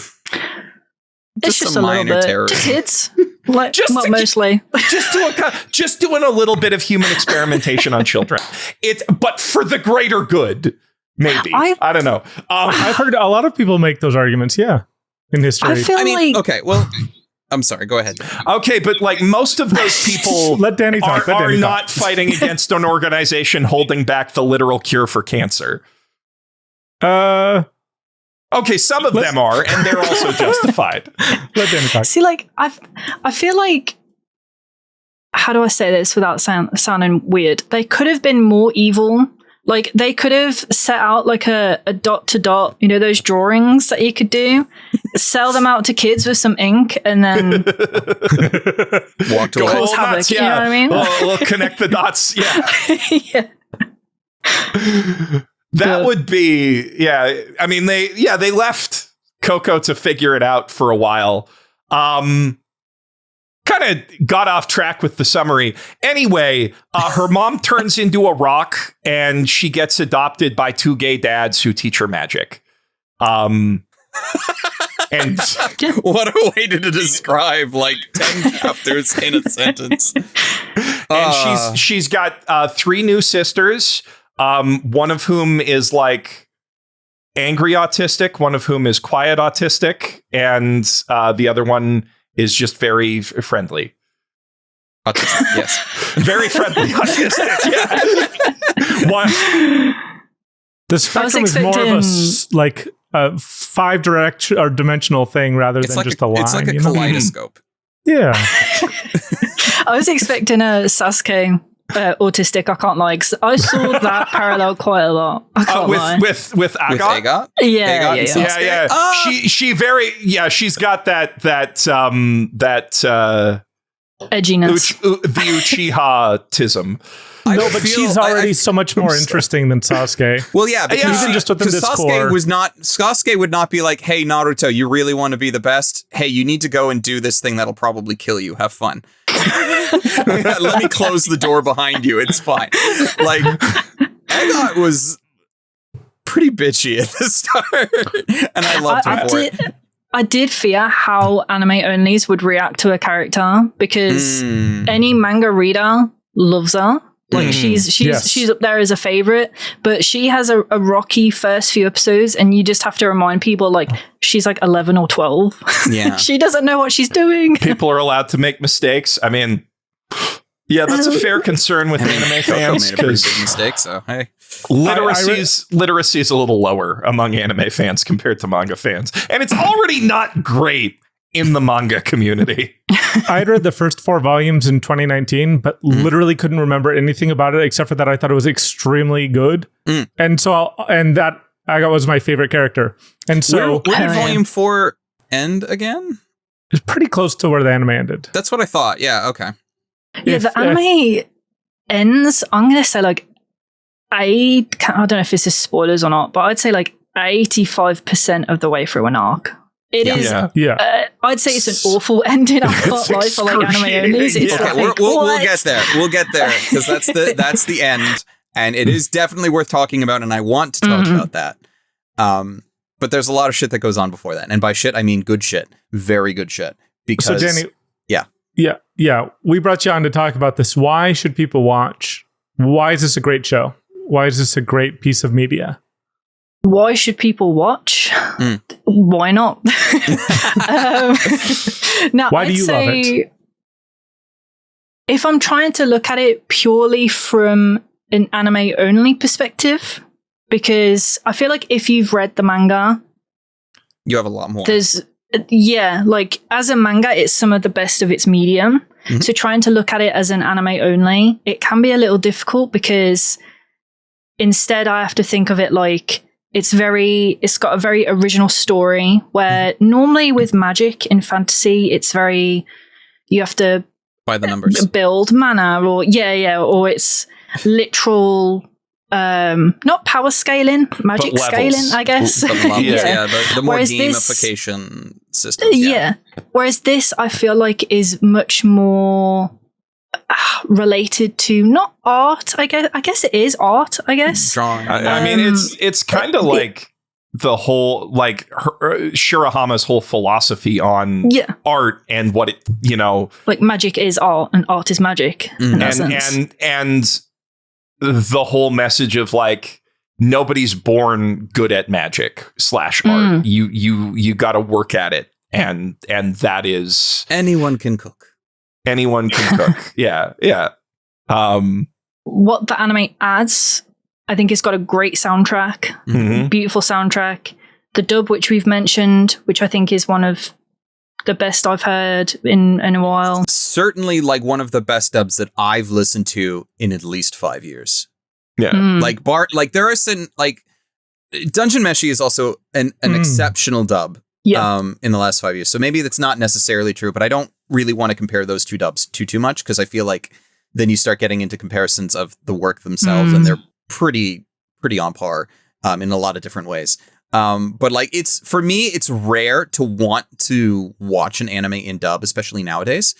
Most of the dubs that I do watch are mostly nostalgic bait because I watched them as dubs back in the day. But it's like I don't like watching dubs now because I don't feel like they treat the material in the same light. I can't remember if this was part of the 2-2 discussion because I only just edited that recently, but I think Miles had a point in one of our earlier episodes where English dubbers seem to treat the material or aim it for a more kid-like audience. Meanwhile, the Japanese has it more as like more of a young adult audience, or maybe that wasn't our episode. I don't even remember. I don't remember that conversation. No. That sounds like something similar to what I would have said, but it's not the exact words. It's less the age of the audience and more the mindset. The anime dubs in America feel like they're aiming it at the anime audience. Mm-hmm. Yeah. Whereas in Japan, it just seems like they're playing it similar to how they would dub like a Marvel movie. Yeah. Yeah, just for general audiences, as just opposed for general to audiences. Yeah, specific. Yeah, and I feel like that is actually a weakness of a lot of dubs these days, is that they're trying a little too hard to replicate the Japanese sound and to like make something that an anime fan will watch, because like those people are the least likely to watch a dub to begin with. They just want to watch the subtitles anyway. I don't know about that. Yeah, and I think think a lot people of it like just how it's different. I as much as there were many problems with it, I miss the energy that 4Kids used to bring to their dubs, right? Yeah, they were doing voices, and some of the voices didn't work, and some of the voices were extremely offensive and stereotypical accents. But at the end of the day, right, they have like a certain charisma to them and a certain like willingness to like actually adapt it and try to find try to connect the material with an audience that's not automatically open to anime, that I think creates more entertaining to listen to tracks, in my opinion. Mm-hmm. And like that's what like Witch Hat is like, just feels like a good cartoon, right? Like the dub version of Witch Hat, the dub version of Dungeon Meshi is just like, we're trying to make something that sounds natural to an English speaking audience and will be picked up by people who aren't like anime pilled. And I think, and that's I like better. that. I like that so much, because then it's just so much easier to recommend it to people who aren't already anime fans. I can recommend Dungeon Meshi, and I can recommend now Witch Hat to people that don't normally watch anime, and I'm perfectly fine doing so, because it's like, hey, you can listen to the dub and it's great. Well, here's where I'm gonna sound maybe contrary to my past self, which is that the average anime dub is so good these days that, and I also don't spend much time dealing with people who've never watched anime before anymore. I don't care about that stuff, and so I think the median anime dub is just good enough now that it's just personal preference that keeps me towards mostly watching subbed. I did actually watch this one all subbed, but I watched clips of the dub and I thought it was excellent. And I saw Dani's video about it, and your points you. were, enough to make me want to rewatch it dubbed, honestly. Yeah. I mean, it is really enjoyable. If I get a chance to watch it with some more casual fans, I think I'd put on the dub every time. Yeah. Well, I mean, also I think the dubs work great if you're watching it in a group setting, because then nobody needs to read, and like you can like just be a little bit more chill and relaxed, and you don't need to lock in as much when you're watching with people and it's a dub. At least that's my experience anyway. I kind of want to go back to something you said about this show in general, Dani, which is you were trying very hard to not just say connect it back to your love of the manga of why people should watch it. Yeah. Normally, we hear in the anime community that one of two things, and I hate both of them, and you've talked about one of them recently. Either manga is just, or anime is just a advertisement for the source material, which is on its face ridiculous for a million reasons, not including the fact that anime makes a ton more money than manga for the publishers, right? But also, like, usually the primary people putting their money in the show are not the publishers, unless it's like Kadokawa. Right, there's a lot of other companies that have huge financial incentives who don't care at all if the manga sells better. But then you also hear, and something you've talked about, which I think is really interesting, like the opposite, where manga is useless unless it's just like the source material for an anime, which is equally ignorant in just more offensive, I think, but it's equally ignorant. And I think if your point about this being a great anime is it gets people to read the manga, I think that's actually list worthy on its own because the manga is that good. And I also think, like, if that makes the world a better place, if more people are reading the Witch Hat manga, then this anime has done so much good for the world. Yeah. And it lives on its own as an anime too. It does.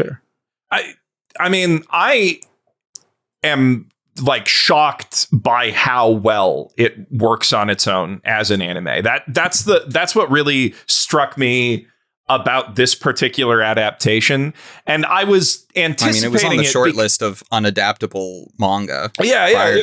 Like up there with Berserk and 20th Century Boys as just like so visually complex and so like there's so many little things that they do with the paneling and the turning the pages themselves into works of art. Like Shirahama's a god, right? I haven't read nearly as many manga as you because I'm more of an anime person, Dani, but I still have read like a couple hundred manga, right? And this is top 3 for me. Right. Like still nice.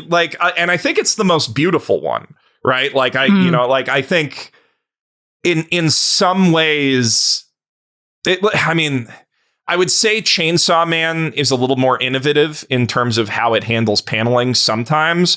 But then the Shonen Jump Weekly Crunch kind of reduces how much Fujimoto can like push the art form forward sometimes. But like, they're very comparable in terms of like what they're doing with paneling. So I was like, I don't know how this is gonna work. And then Bug Films just like took all of these moments that were so singular in the pages, like when Coco takes off flying in the Dada mountain range, right? Like that spread was like life-changing. Yeah. When I looked at that, I was like, this is like I'm watching the flying scene from a Ghibli movie, but it's a still image on paper. Like and then they turned that back into a superior to most Ghibli movies flying scene. Like, and how they added in like the little things, like the multiple passes trying to grab the flower. It's just, it's beyond perfect. The shot of the dragon coming down on the walls when they first see the dragon, which is, again, one of like the best panels I've ever seen. I mean, like every new chapter I read of Witch Hat, there's at least one page that I'm like, this is genius. This like breaks my brain a little. When they get to the festival, you know what I'm talking about. Like when the page peels back and they like, and this anime takes moments like that Yeah, That magic. one, yeah. Pure magic. One of the greatest spreads in manga, and it continually takes these things that are like incredible like uses of and even evolutions of the form of comics and translates them into moments of animation that are just as impactful in the new art form in ways that only work for animation. It's insane how good this adaptation is.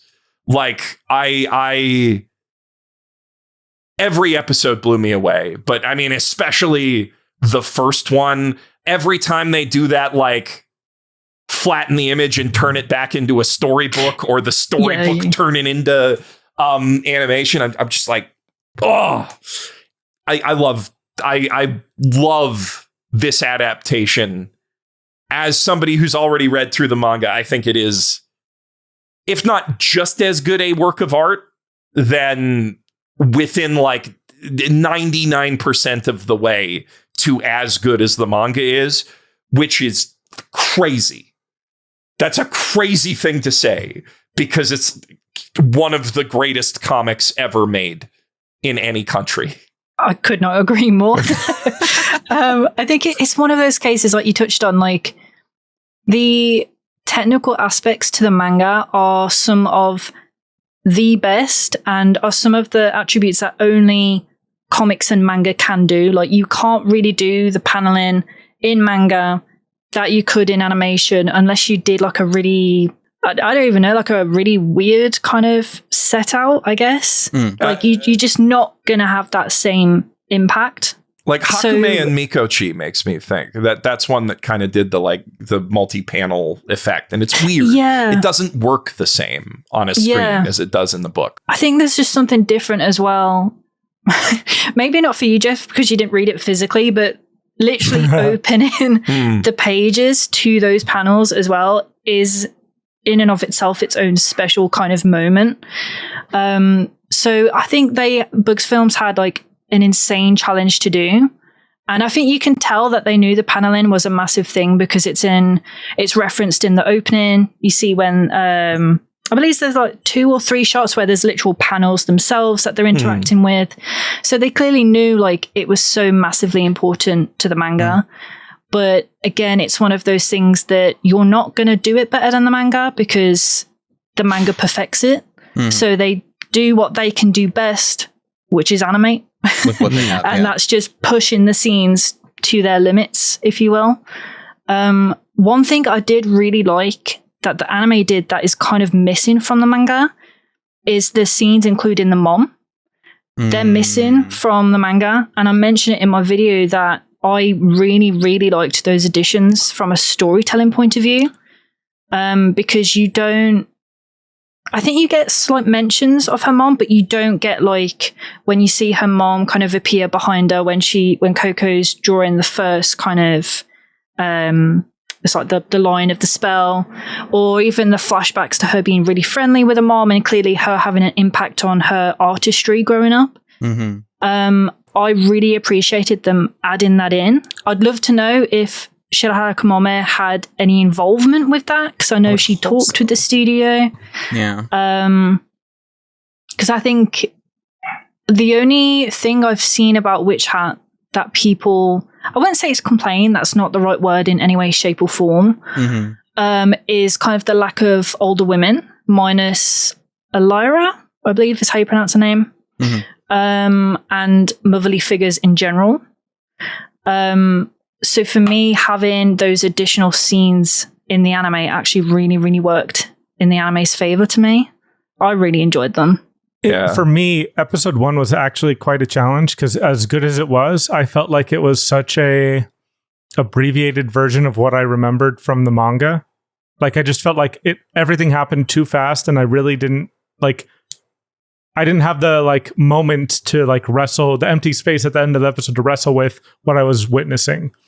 And I didn't feel like Coco did either. It was just kind of, she got whipped up and within moments within the show of watching her mom, get frozen. She has this new reality. Yeah, and then we don't really dwell on it a all that much. Not in that episode. But the fact that we have those flashbacks, as I went through the show, my view on episode 1 softened a little bit. I still do think that's like the weakest part of the show, is that it didn't have that like 35-40 minute first episode, which it really would have benefited from. I think it was originally planned for a longer time slot, because I've heard that there are fully animated deleted scenes from episode 1, which is something you don't usually get with anime.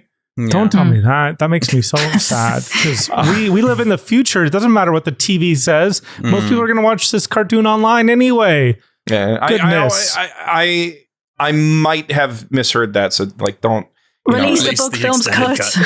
Yeah, I'm going to tell of all the Instagram pages that you're the source for this, and we'll make a bunch of meme images about it. Man, to the point about like the lack of older women in this, from Shirahama, that's definitely like not a disinterest in representing them. I think she just enjoys drawing hot guys too much. Oh yeah, 100%. The Eagleman. Like every single time she's making a new character, she's like,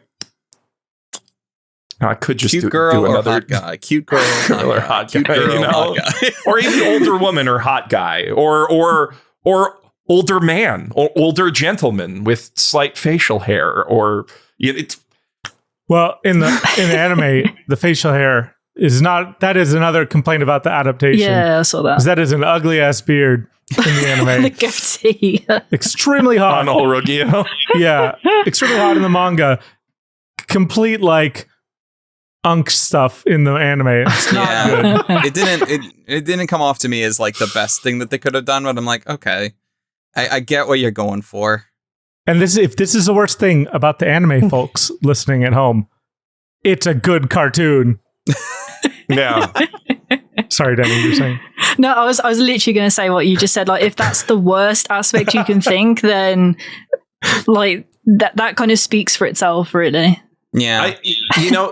On the flip side, though, something that the anime, I think, does even better than the manga, which I thought was unfathomable going in, is Brush Buddy. Like Brush Buddy is good in the manga. Don't get me wrong. There's a lot of really good Brush Buddy moments, but like the fact that like the animators clearly just love him so much and like work little things of him like fiddling with stuff, or like munching on snacks in the background, or like hiding under someone's hat. And in the last episode, the whole sequence where he like pulls himself out of the dirt and like crawls up and he's like, Coco, wake up. Like it's just, hits me I right think in the that's heart. just because we have a very long history of anime mascot characters like needing that. And it's not just you're looking at Brush Buddy as an adaptation from the original, but also this is an anime mascot and he's going to be compared to literally every anime mascot ever. And he needs to live up to that. And I think they did a very good job in that regard. I think that he is up there with Rowlet from Pokemon Sun and Moon for all-time greatest animated little guys in any anime ever. Yes, you can come out. You don't have to hold the gun at his head anymore. That's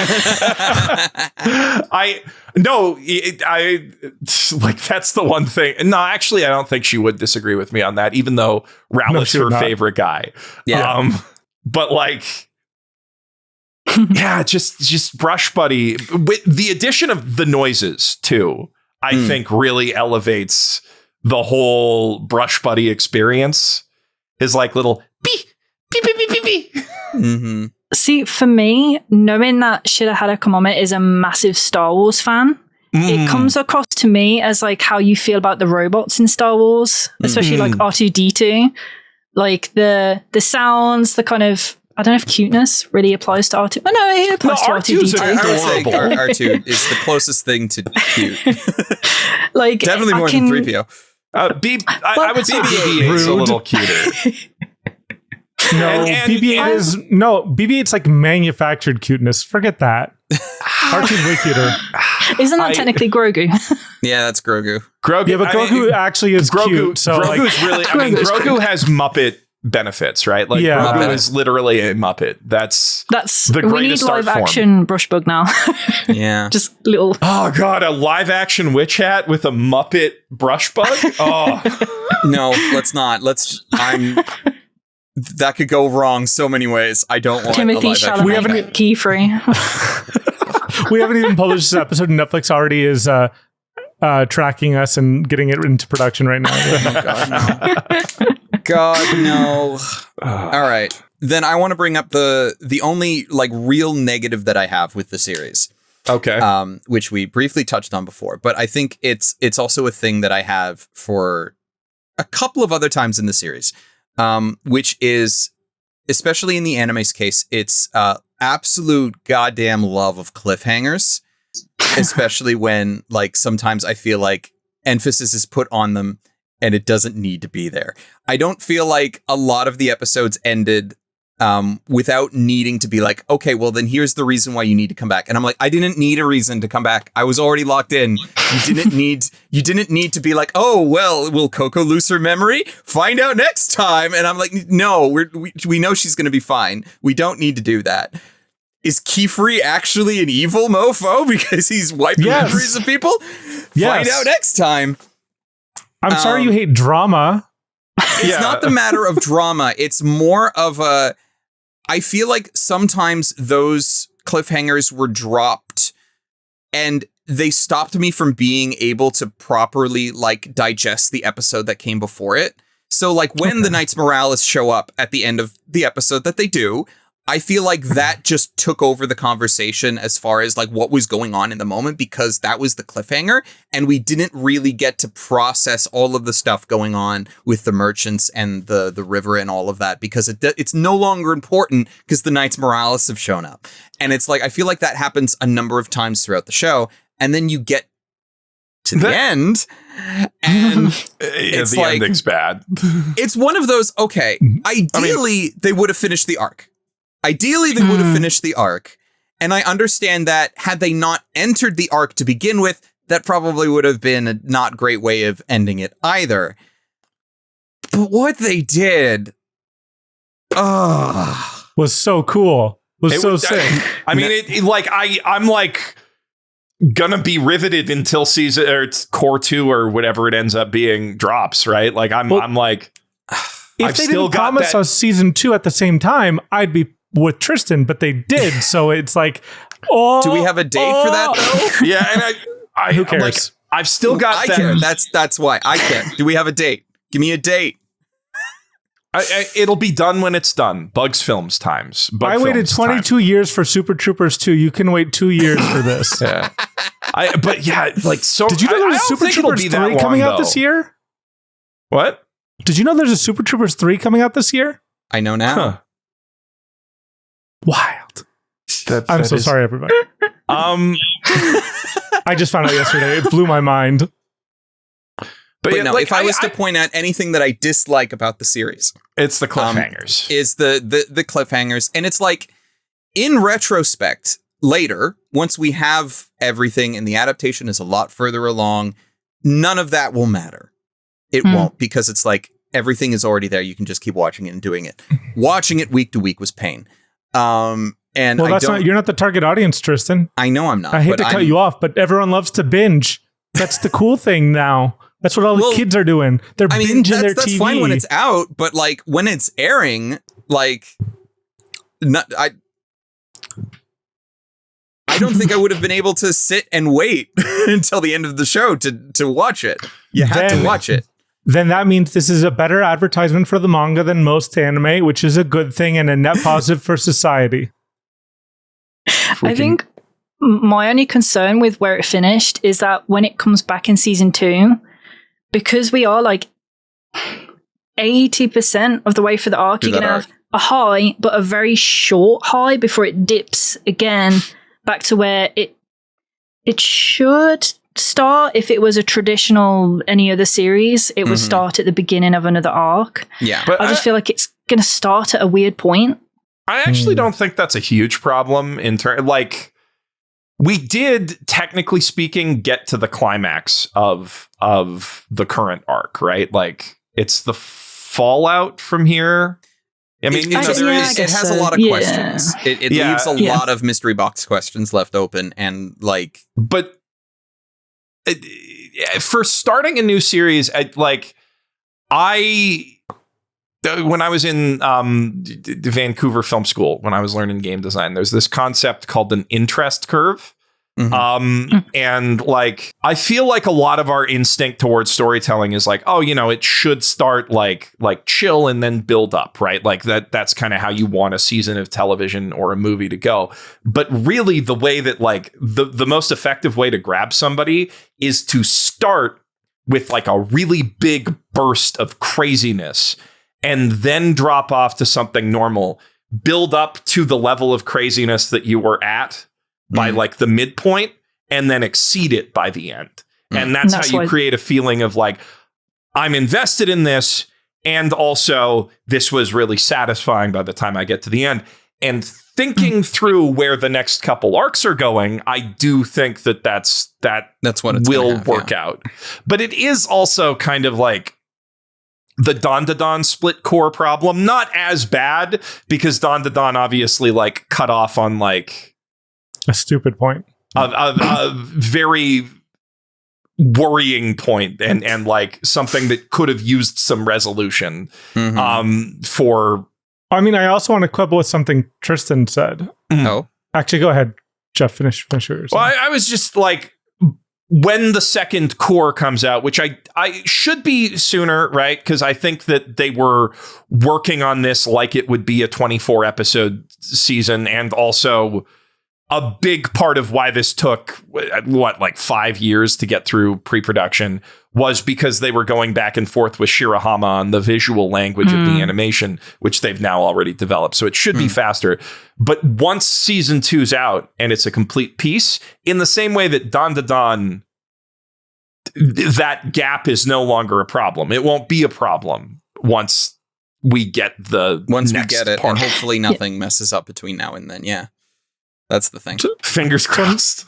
Let me quibble with one thing you said, Tristan. And I think you meant it not even as an insult, but I want to just kind of, it's an important point to me, which is you mentioned that the puzzle box elements, and I do not feel like that is appropriate for this show, because I feel like every mystery that's put in, it feels like Shirahama knows exactly the plan. Like everything in here feels so organic. Like, here's one of the things I like, this is the most magical world I've ever seen, and the world building feels so idealized and perfect from the first beat that any time we have a question, I know I'm going to get a satisfying answer to it. I don't know how long I'm going to have to wait for that, but that's why whenever I get a new mystery, I'm like, ooh. Yeah, so mystery box, not the right way of describing that then. No, that was my bad. I shouldn't have done that. But it is more of there are times when I felt that, well, especially now, if all you have right now, if you're an anime only right now, you have so many questions, and sometimes those questions might lead to answers that just are wrong. Like the amount of people that I've seen being like, hey, is Keyfree like a brimmed hat? And I'm like, no. No. I mean, I don't think that that's really an issue with the storytelling so far. I think that's an issue with people being borderline literate. Yeah. Because like, yeah, I don't want to give that any oxygen, to be honest. Like, that's just such a, that's like two levels of misunderstanding it, where like one, they're like, oh, brim hat equals bad, not brim hat equals fundamental moral disagreement with the underpinning philosophy of witch society. And two, just not understanding the Kifri's entire character and all of the specific things he said, where he's like, I want to track down and kill some brim hats. I hate those guys. Like, but it's one thing when you have read the manga and you know Kifri's backstory and have the why of why he thinks that way, versus the anime only, where like you see Kifri do things that are more, I don't know if morally ambiguous is the right way to describe it, but it's like he's not always fully upfront with anyone. And so anytime he says something, you have at least some reason to not fully trust the words that come out of his mouth. And if you know him as a character, if you've read the manga, that's different. You already should have a level of trust with him because you know things. But as an anime only, like there are parts of what he does and says that come off as a little shady. Shady, Extremely I agree with. shady. Just, could he be a brim hat? That strikes me as impossible to think just based on episode 1 where he's like, okay, well, I need to bring Coco in because she's my only connection to the brim hats who I want to track down for reasons. Like, I just but does he want to track them down because there are certain things that they have and know about that he wants? Does he just want to go on a murder rampage? You don't know why he wants to get to the brim hats from episode 1. And also the fact that he's trying to use Coco to do Hold up, but by the end of the season, right? You know that the brim hats are all about reaching out to people who want to know about brim hat stuff so that they can do brim hat stuff. That is like what brim hats do. So if Kifri had any interest in casting forbidden magic, then he probably would have been reached out to. Then he would have been reached out to instead of like the opposite of that happening with Coco's magic bottle, the twinned bottle, right? So like, I think that people who have that theory are just not good at reading. I think it's more of the theory was based on the earlier episodes, and especially like when he's mind wiping and dealing with a bunch of other stuff. By the time that he was dealing with the magic ink bottle, that should have like lost almost all energy entirely. But it was still there and was still like somewhat left over. That is what I remember reading, like as going through on a week basis every time a new episode came out. That was something that popped in there, and so. I'm trying to remember the original point. The cliffhangers? Yeah. I mean, the cliffhangers are definitely a thing because like when the assistant boy was there, the guy that can only see monochrome. I don't remember his name. Yeah, thank you. Like that whole thing between him and Kifri, when at least the anime like singled that out as is Kifri going to kill this kid? we know he's not. But like for the anime onlys, it's just like, you don't know what Kifri's going to do. He just wiped the mind of a different guy because he might know something that Kifri doesn't want him to know. Is he going to kill the kid? He probably like, you don't. Or just wipe the kid's memory. He could just wipe the kid's memory. But that's always the thing. To be fair to Tristan, I've watched a fair few reactors react to Witch Hat, and the amount of people that are saying pretty much what Tristan is, that they genuinely do think he's not necessarily evil, but leaning towards it, actually shocked me. And I wonder if a part of that is not necessarily the pacing, but because of how certain scenes are framed. Yeah. I think it's just if you are a reactor, you have less literary or like literacy. Literacy. I'll go that far than the median viewer. Mm-hmm. I just think that like you are also incentivized as a reactor to have reactions. Just have strong reactions to everything you see on screen. Yeah. Well, that's I mean, part of like it's literally like reacting is reactionary, right? You're not processing and thinking about what you were seeing. You're literally just like coming back with a response to it that is designed to drive engagement on the eventual video that you upload. But I mean, like one of the biggest questions for the first season is like, what the hell is going on with Kifri? Because you don't know. We're not told in season 1 Kifri's deal, and how he interacts with like, especially like when he goes to he deals with the Knights Morales, but it's like you don't really know why he's allowed to do certain things when they explicitly state these are things we don't do. So like Knights Morales now knows a Coco exists, and after a quick conversation with Kifri, they're like, okay, I guess we'll back off now, despite the fact that they were like pretty zealot, no, we're wiping her right now. And it's like, okay, so Kifri has some pull, but what is it and why? He's like the Messi of Witch Hat. Yeah. If anyone I do get that too. Just because he's very skillful and attractive. Anyway, I want to say one last thing before we get into final evaluations and Dani's last thoughts too. But we already kind of alluded to it, that the magic is kind of here as an analogy for art in general, not just like painted art. It is like the perfect magic system. It is so phenomenal magic system. So wonderful and so wonderfully executed and so wonderfully realized and so thoughtful and so like clever and so magical, right? Because art is magic to me. Like art is what we have as magic in the real world. So it's a very thin analogy, but it works so well that it just really... And I also love how it's detailed enough where, yes, you can't actually perform the magic yourself, but like you can make all of those circles because there's enough knowledge about the magic system out there. And you can be like, here's this circle. This is what it does, or what it would do if we lived in the Witch Hat world. You can't do that with like, it. Yeah, you can't do that with like transmutation circles from FMA. Doesn't exist. We don't have that level of knowledge. You can do that with Nen. It's like on Nen level, but in a purely visual way, which is what I think is really brilliant about it. It kind of has that like immediate intuitive accessibility of like reading a good Dragon Ball fight where like you just, once you're coded into the visual language of like how a Kamehameha works or whatnot, you like just understand the steps of the dance and like, I mean, this is obviously not a battle driven series, and it makes that clear from the get-go where they fight a dragon by giving him a nice little bed to have a nice little dragon nap on. Yeah. And that is so sweet. But it's perfectly suited to the medium of manga. And that is, I think, the one thing that doesn't purely translate to anime. Like they make up for it with jaw-dropping effects animation and making the magic itself feel even more tangible than it does in the manga, which is a real feat.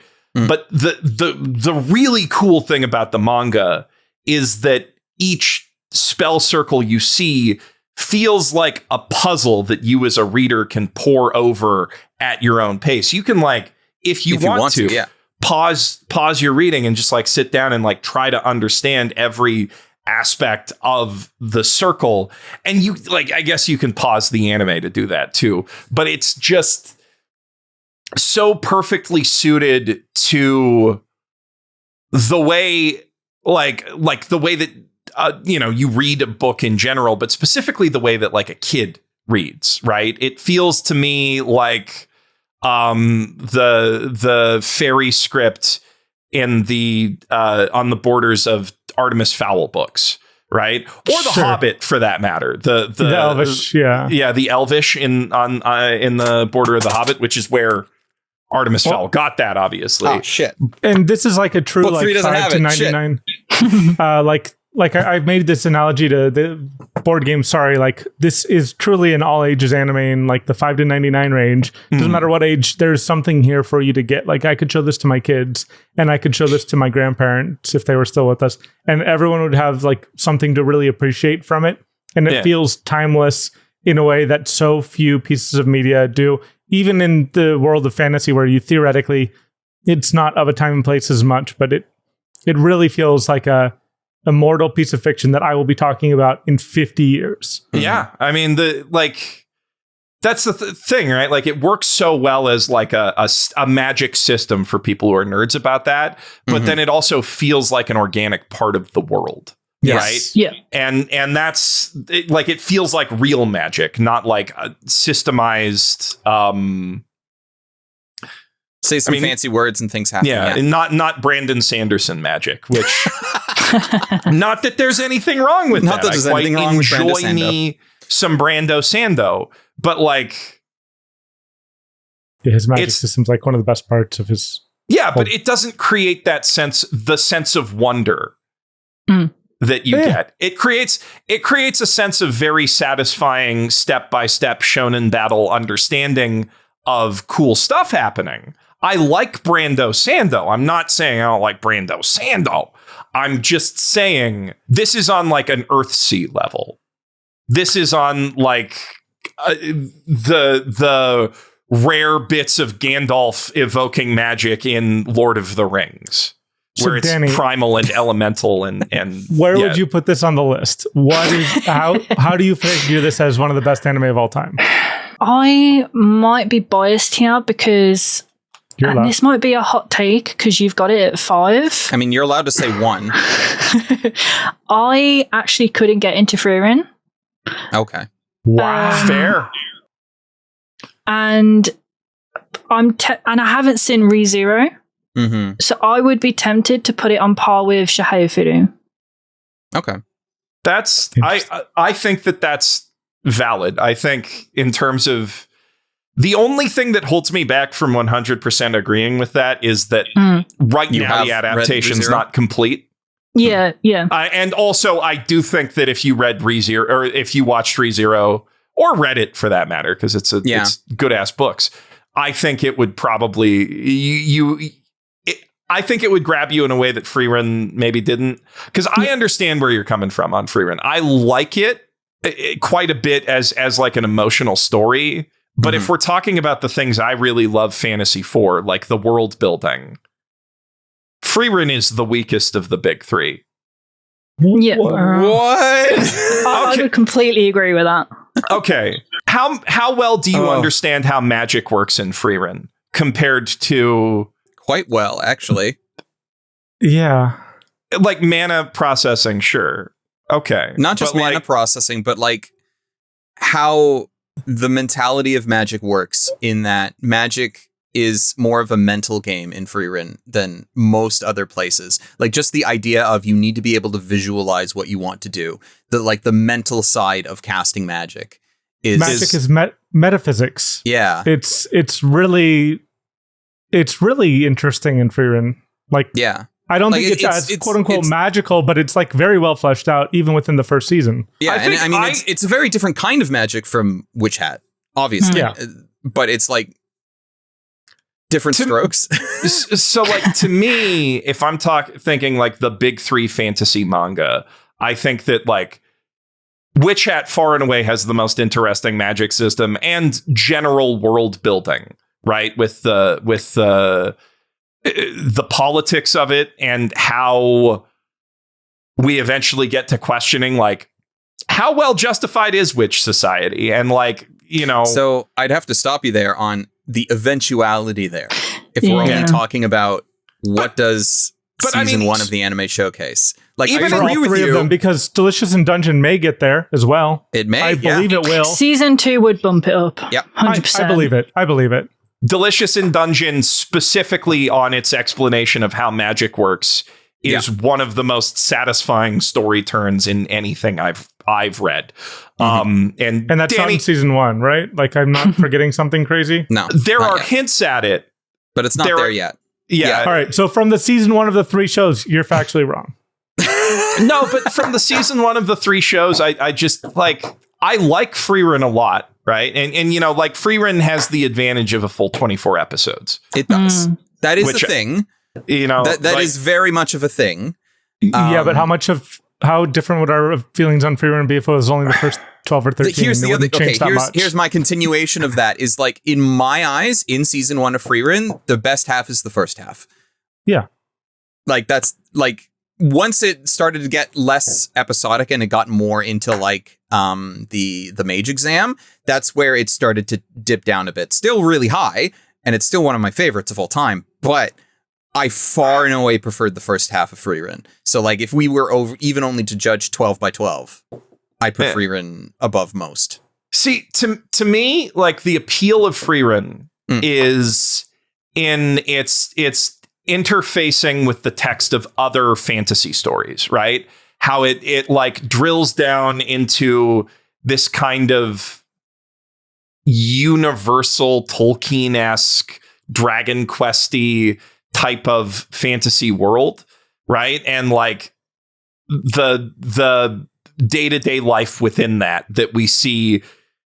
What if we took all these tropes seriously, honestly? Yeah. But when, like, the more I get into the specifics of Frieren's world, there are some things that are really interesting, but like it feels to me like when it was a vaguer picture, it was a little bit more wondrous. And I have the inverse with both Dungeon Meshi and Witch Hat, where every new thing I learn about the world just makes me more invested. But no, Geoff, actually, to the three of you, what of those three shows of the quote-unquote big three of fantasy had the best season 1 just as an anime without considering anything else about it? Witch Hat Atelier. Minus the ending. In terms of... No, you can't minus the ending, though. That's the thing. You can't do that. I'm just saying, season 1 of the anime on its own, which one had the best first season? Okay, we're gonna have to find out to ansr that question if this is a core one or season. No, we're not. We're putting it on the list right now. No, we're putting on the list right the now. So it's gonna have to. Okay. We're treating it as it is. Okay, that's the thing. Okay, like similar to Delicious in Dungeon. The main thing that would bring that brings Witch Hat down for me is that ending. The lack of closure. Yeah, sure, but like if I'm talking about every other aspect of the production, right? The animation, the specific like storyboarding choices that they made to reinterpret and elevate what are some of the most brilliant pages of manga that I have ever looked at, right? Like I'm saying this as somebody who likes Freerun, who like binged most of the manga that was out when I started reading it in 2 nights and sobbed through a lot of it, right? I like it's a very, very good shonen manga. Delicious in Dungeon for you, what, Geoff, and actually for you, Dani, as well. Like compared to Delicious in Dungeon season 1, which one is higher in your heart of hearts? From what we've seen. I'm still tempted to say I actually preferred the Dungeon Meshi first season over Witch Hats.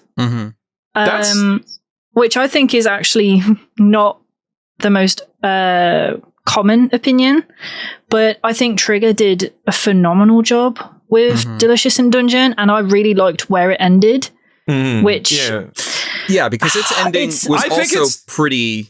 I think it's got the cleanest ending point of the three of the three. But then I'm like, is that the most important part there? Like. But that's how we're evaluating it on, because we don't want to. Yeah, it's a few different things. Like I think Dungeon Meshi has its own very, very strong points for its storyboarding, right? Like it leans really hard into Kanada style animation,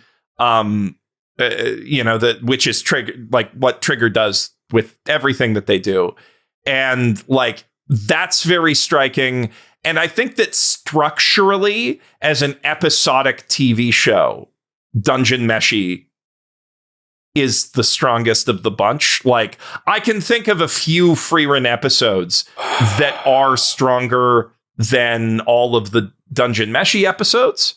But as a week to week, like, here's the fun little thing we're finding out in this part of the episode structure.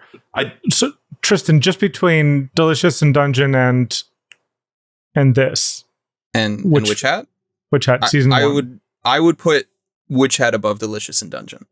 Yeah, okay. I too, but I would. Okay. But I wouldn't. And that's you wouldn't. Are you with me? I'm with you. The thing is, I have no doubt that my evaluation of this is only going to continue to rise. And I think it a wonderful 13 episodes we got, right? They are actually like truly 10 out of 10. This is one of the easiest 10 out of 10s I would ever give in my life, right? But the extent, like, I think this is probably like a better fantasy and like more magical than anything else on the list, truly. But in terms of what we got, I just enjoyed my time with Delicious in Dungeon that much more. So honestly, where I would put it on the list is immediately after Delicious in Dungeon. But also, I'm not upset if this is in top 10. I'm not going to be mad because I think it's like that good. Like where I would want to... God, this is going to sound so weird because I don't know where it's going to go. Based on these episodes, or like on the episodes that we got and the ending, not including where it's going to go, because I know where we're going to go and it's going to go up later, I would put it just under Apocalypse Hotel. I think that's a fair place for it. Yeah. I don't want things to go above Apocalypse Hotel. I want it to go above Apocalypse Hotel just because... it's Apocalypse Hotel. Then it goes above Royal Space Force too. No, okay, so below Apocalypse Hotel, I agree. No, because that's the thing. It's like, I understand because we use Dungeon Meshi very, very often as our Dungeon Meshi barrier. And like Dungeon Meshi, once that new season comes out next year, because it is 2027, is it spring 2027 that we got told? Yeah. Isn't it winter 2027? It's winter 2027. Okay. Ooh, By the way, so I think close. so. I'm pretty sure. That's so That Yeah, feels it's the same season as Freerun. Oh. That's gonna be interesting because that's one of the better arcs of Freerun. That's okay. Well, we're getting to. It is one of the better arcs with Freerun, but the biggest sucky thing that I have going on to this is like Delicious in Dungeon is done. The manga's over. Freerun's on hiatus, and there's gonna come a point that we're just gonna stop, and I'm gonna hate it. I'm gonna hate life. But Mr. The Ending is Paramount. Mr. Favorite The Ending anime is- of all time will never have an ending. I know. That's kind of the thing. Like, ending is Paramount is such a big part of my enjoyment of so many things, and the fact that I haven't given a shit with Freerun is such a big high for me. Maybe just get over that. Yeah, Maybe I should. Maybe.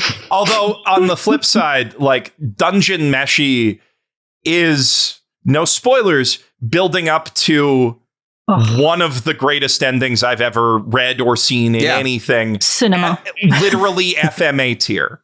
So Level of and we need tying everything together. And I'm not looking forward to us putting FMA on this list. It's going to be fun. No, that's going to suck. but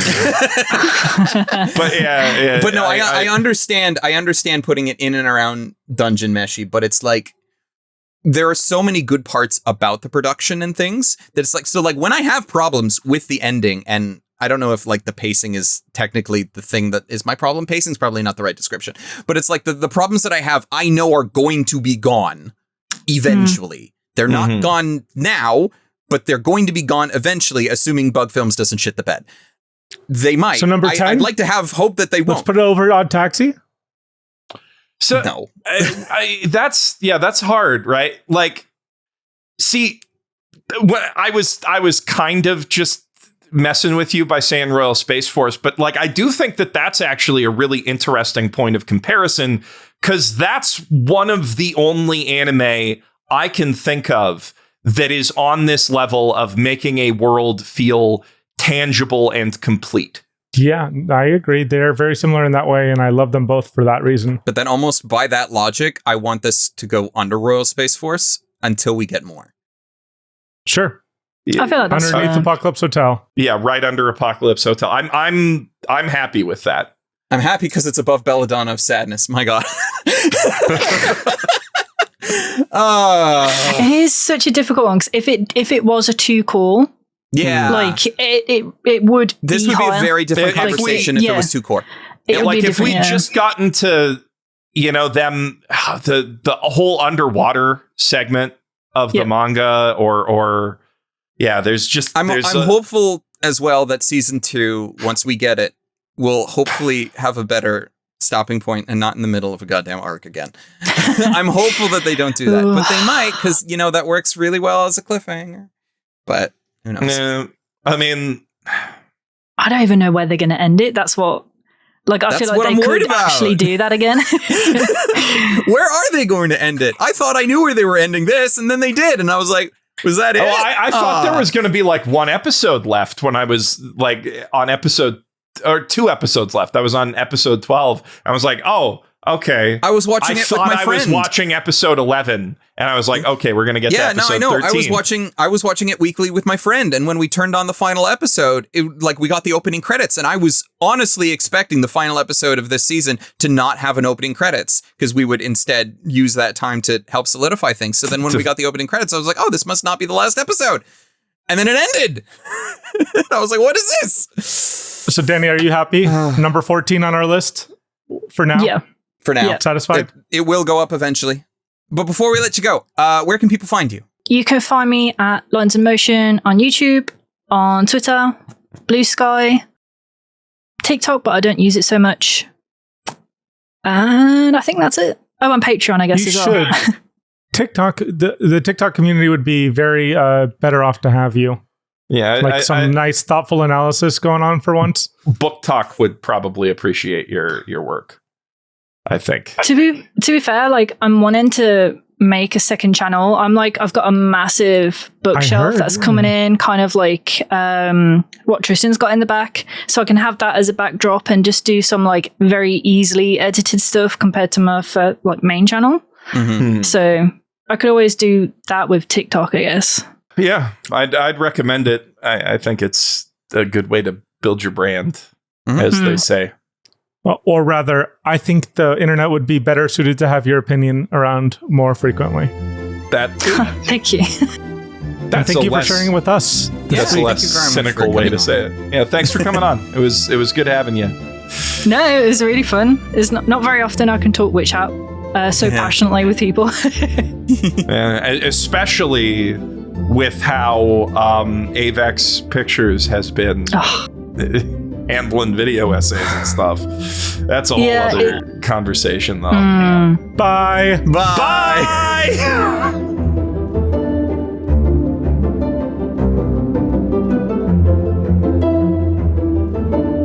Next time on Quest for the Best, Twinkle, Nora, Rock Me, and also Nora.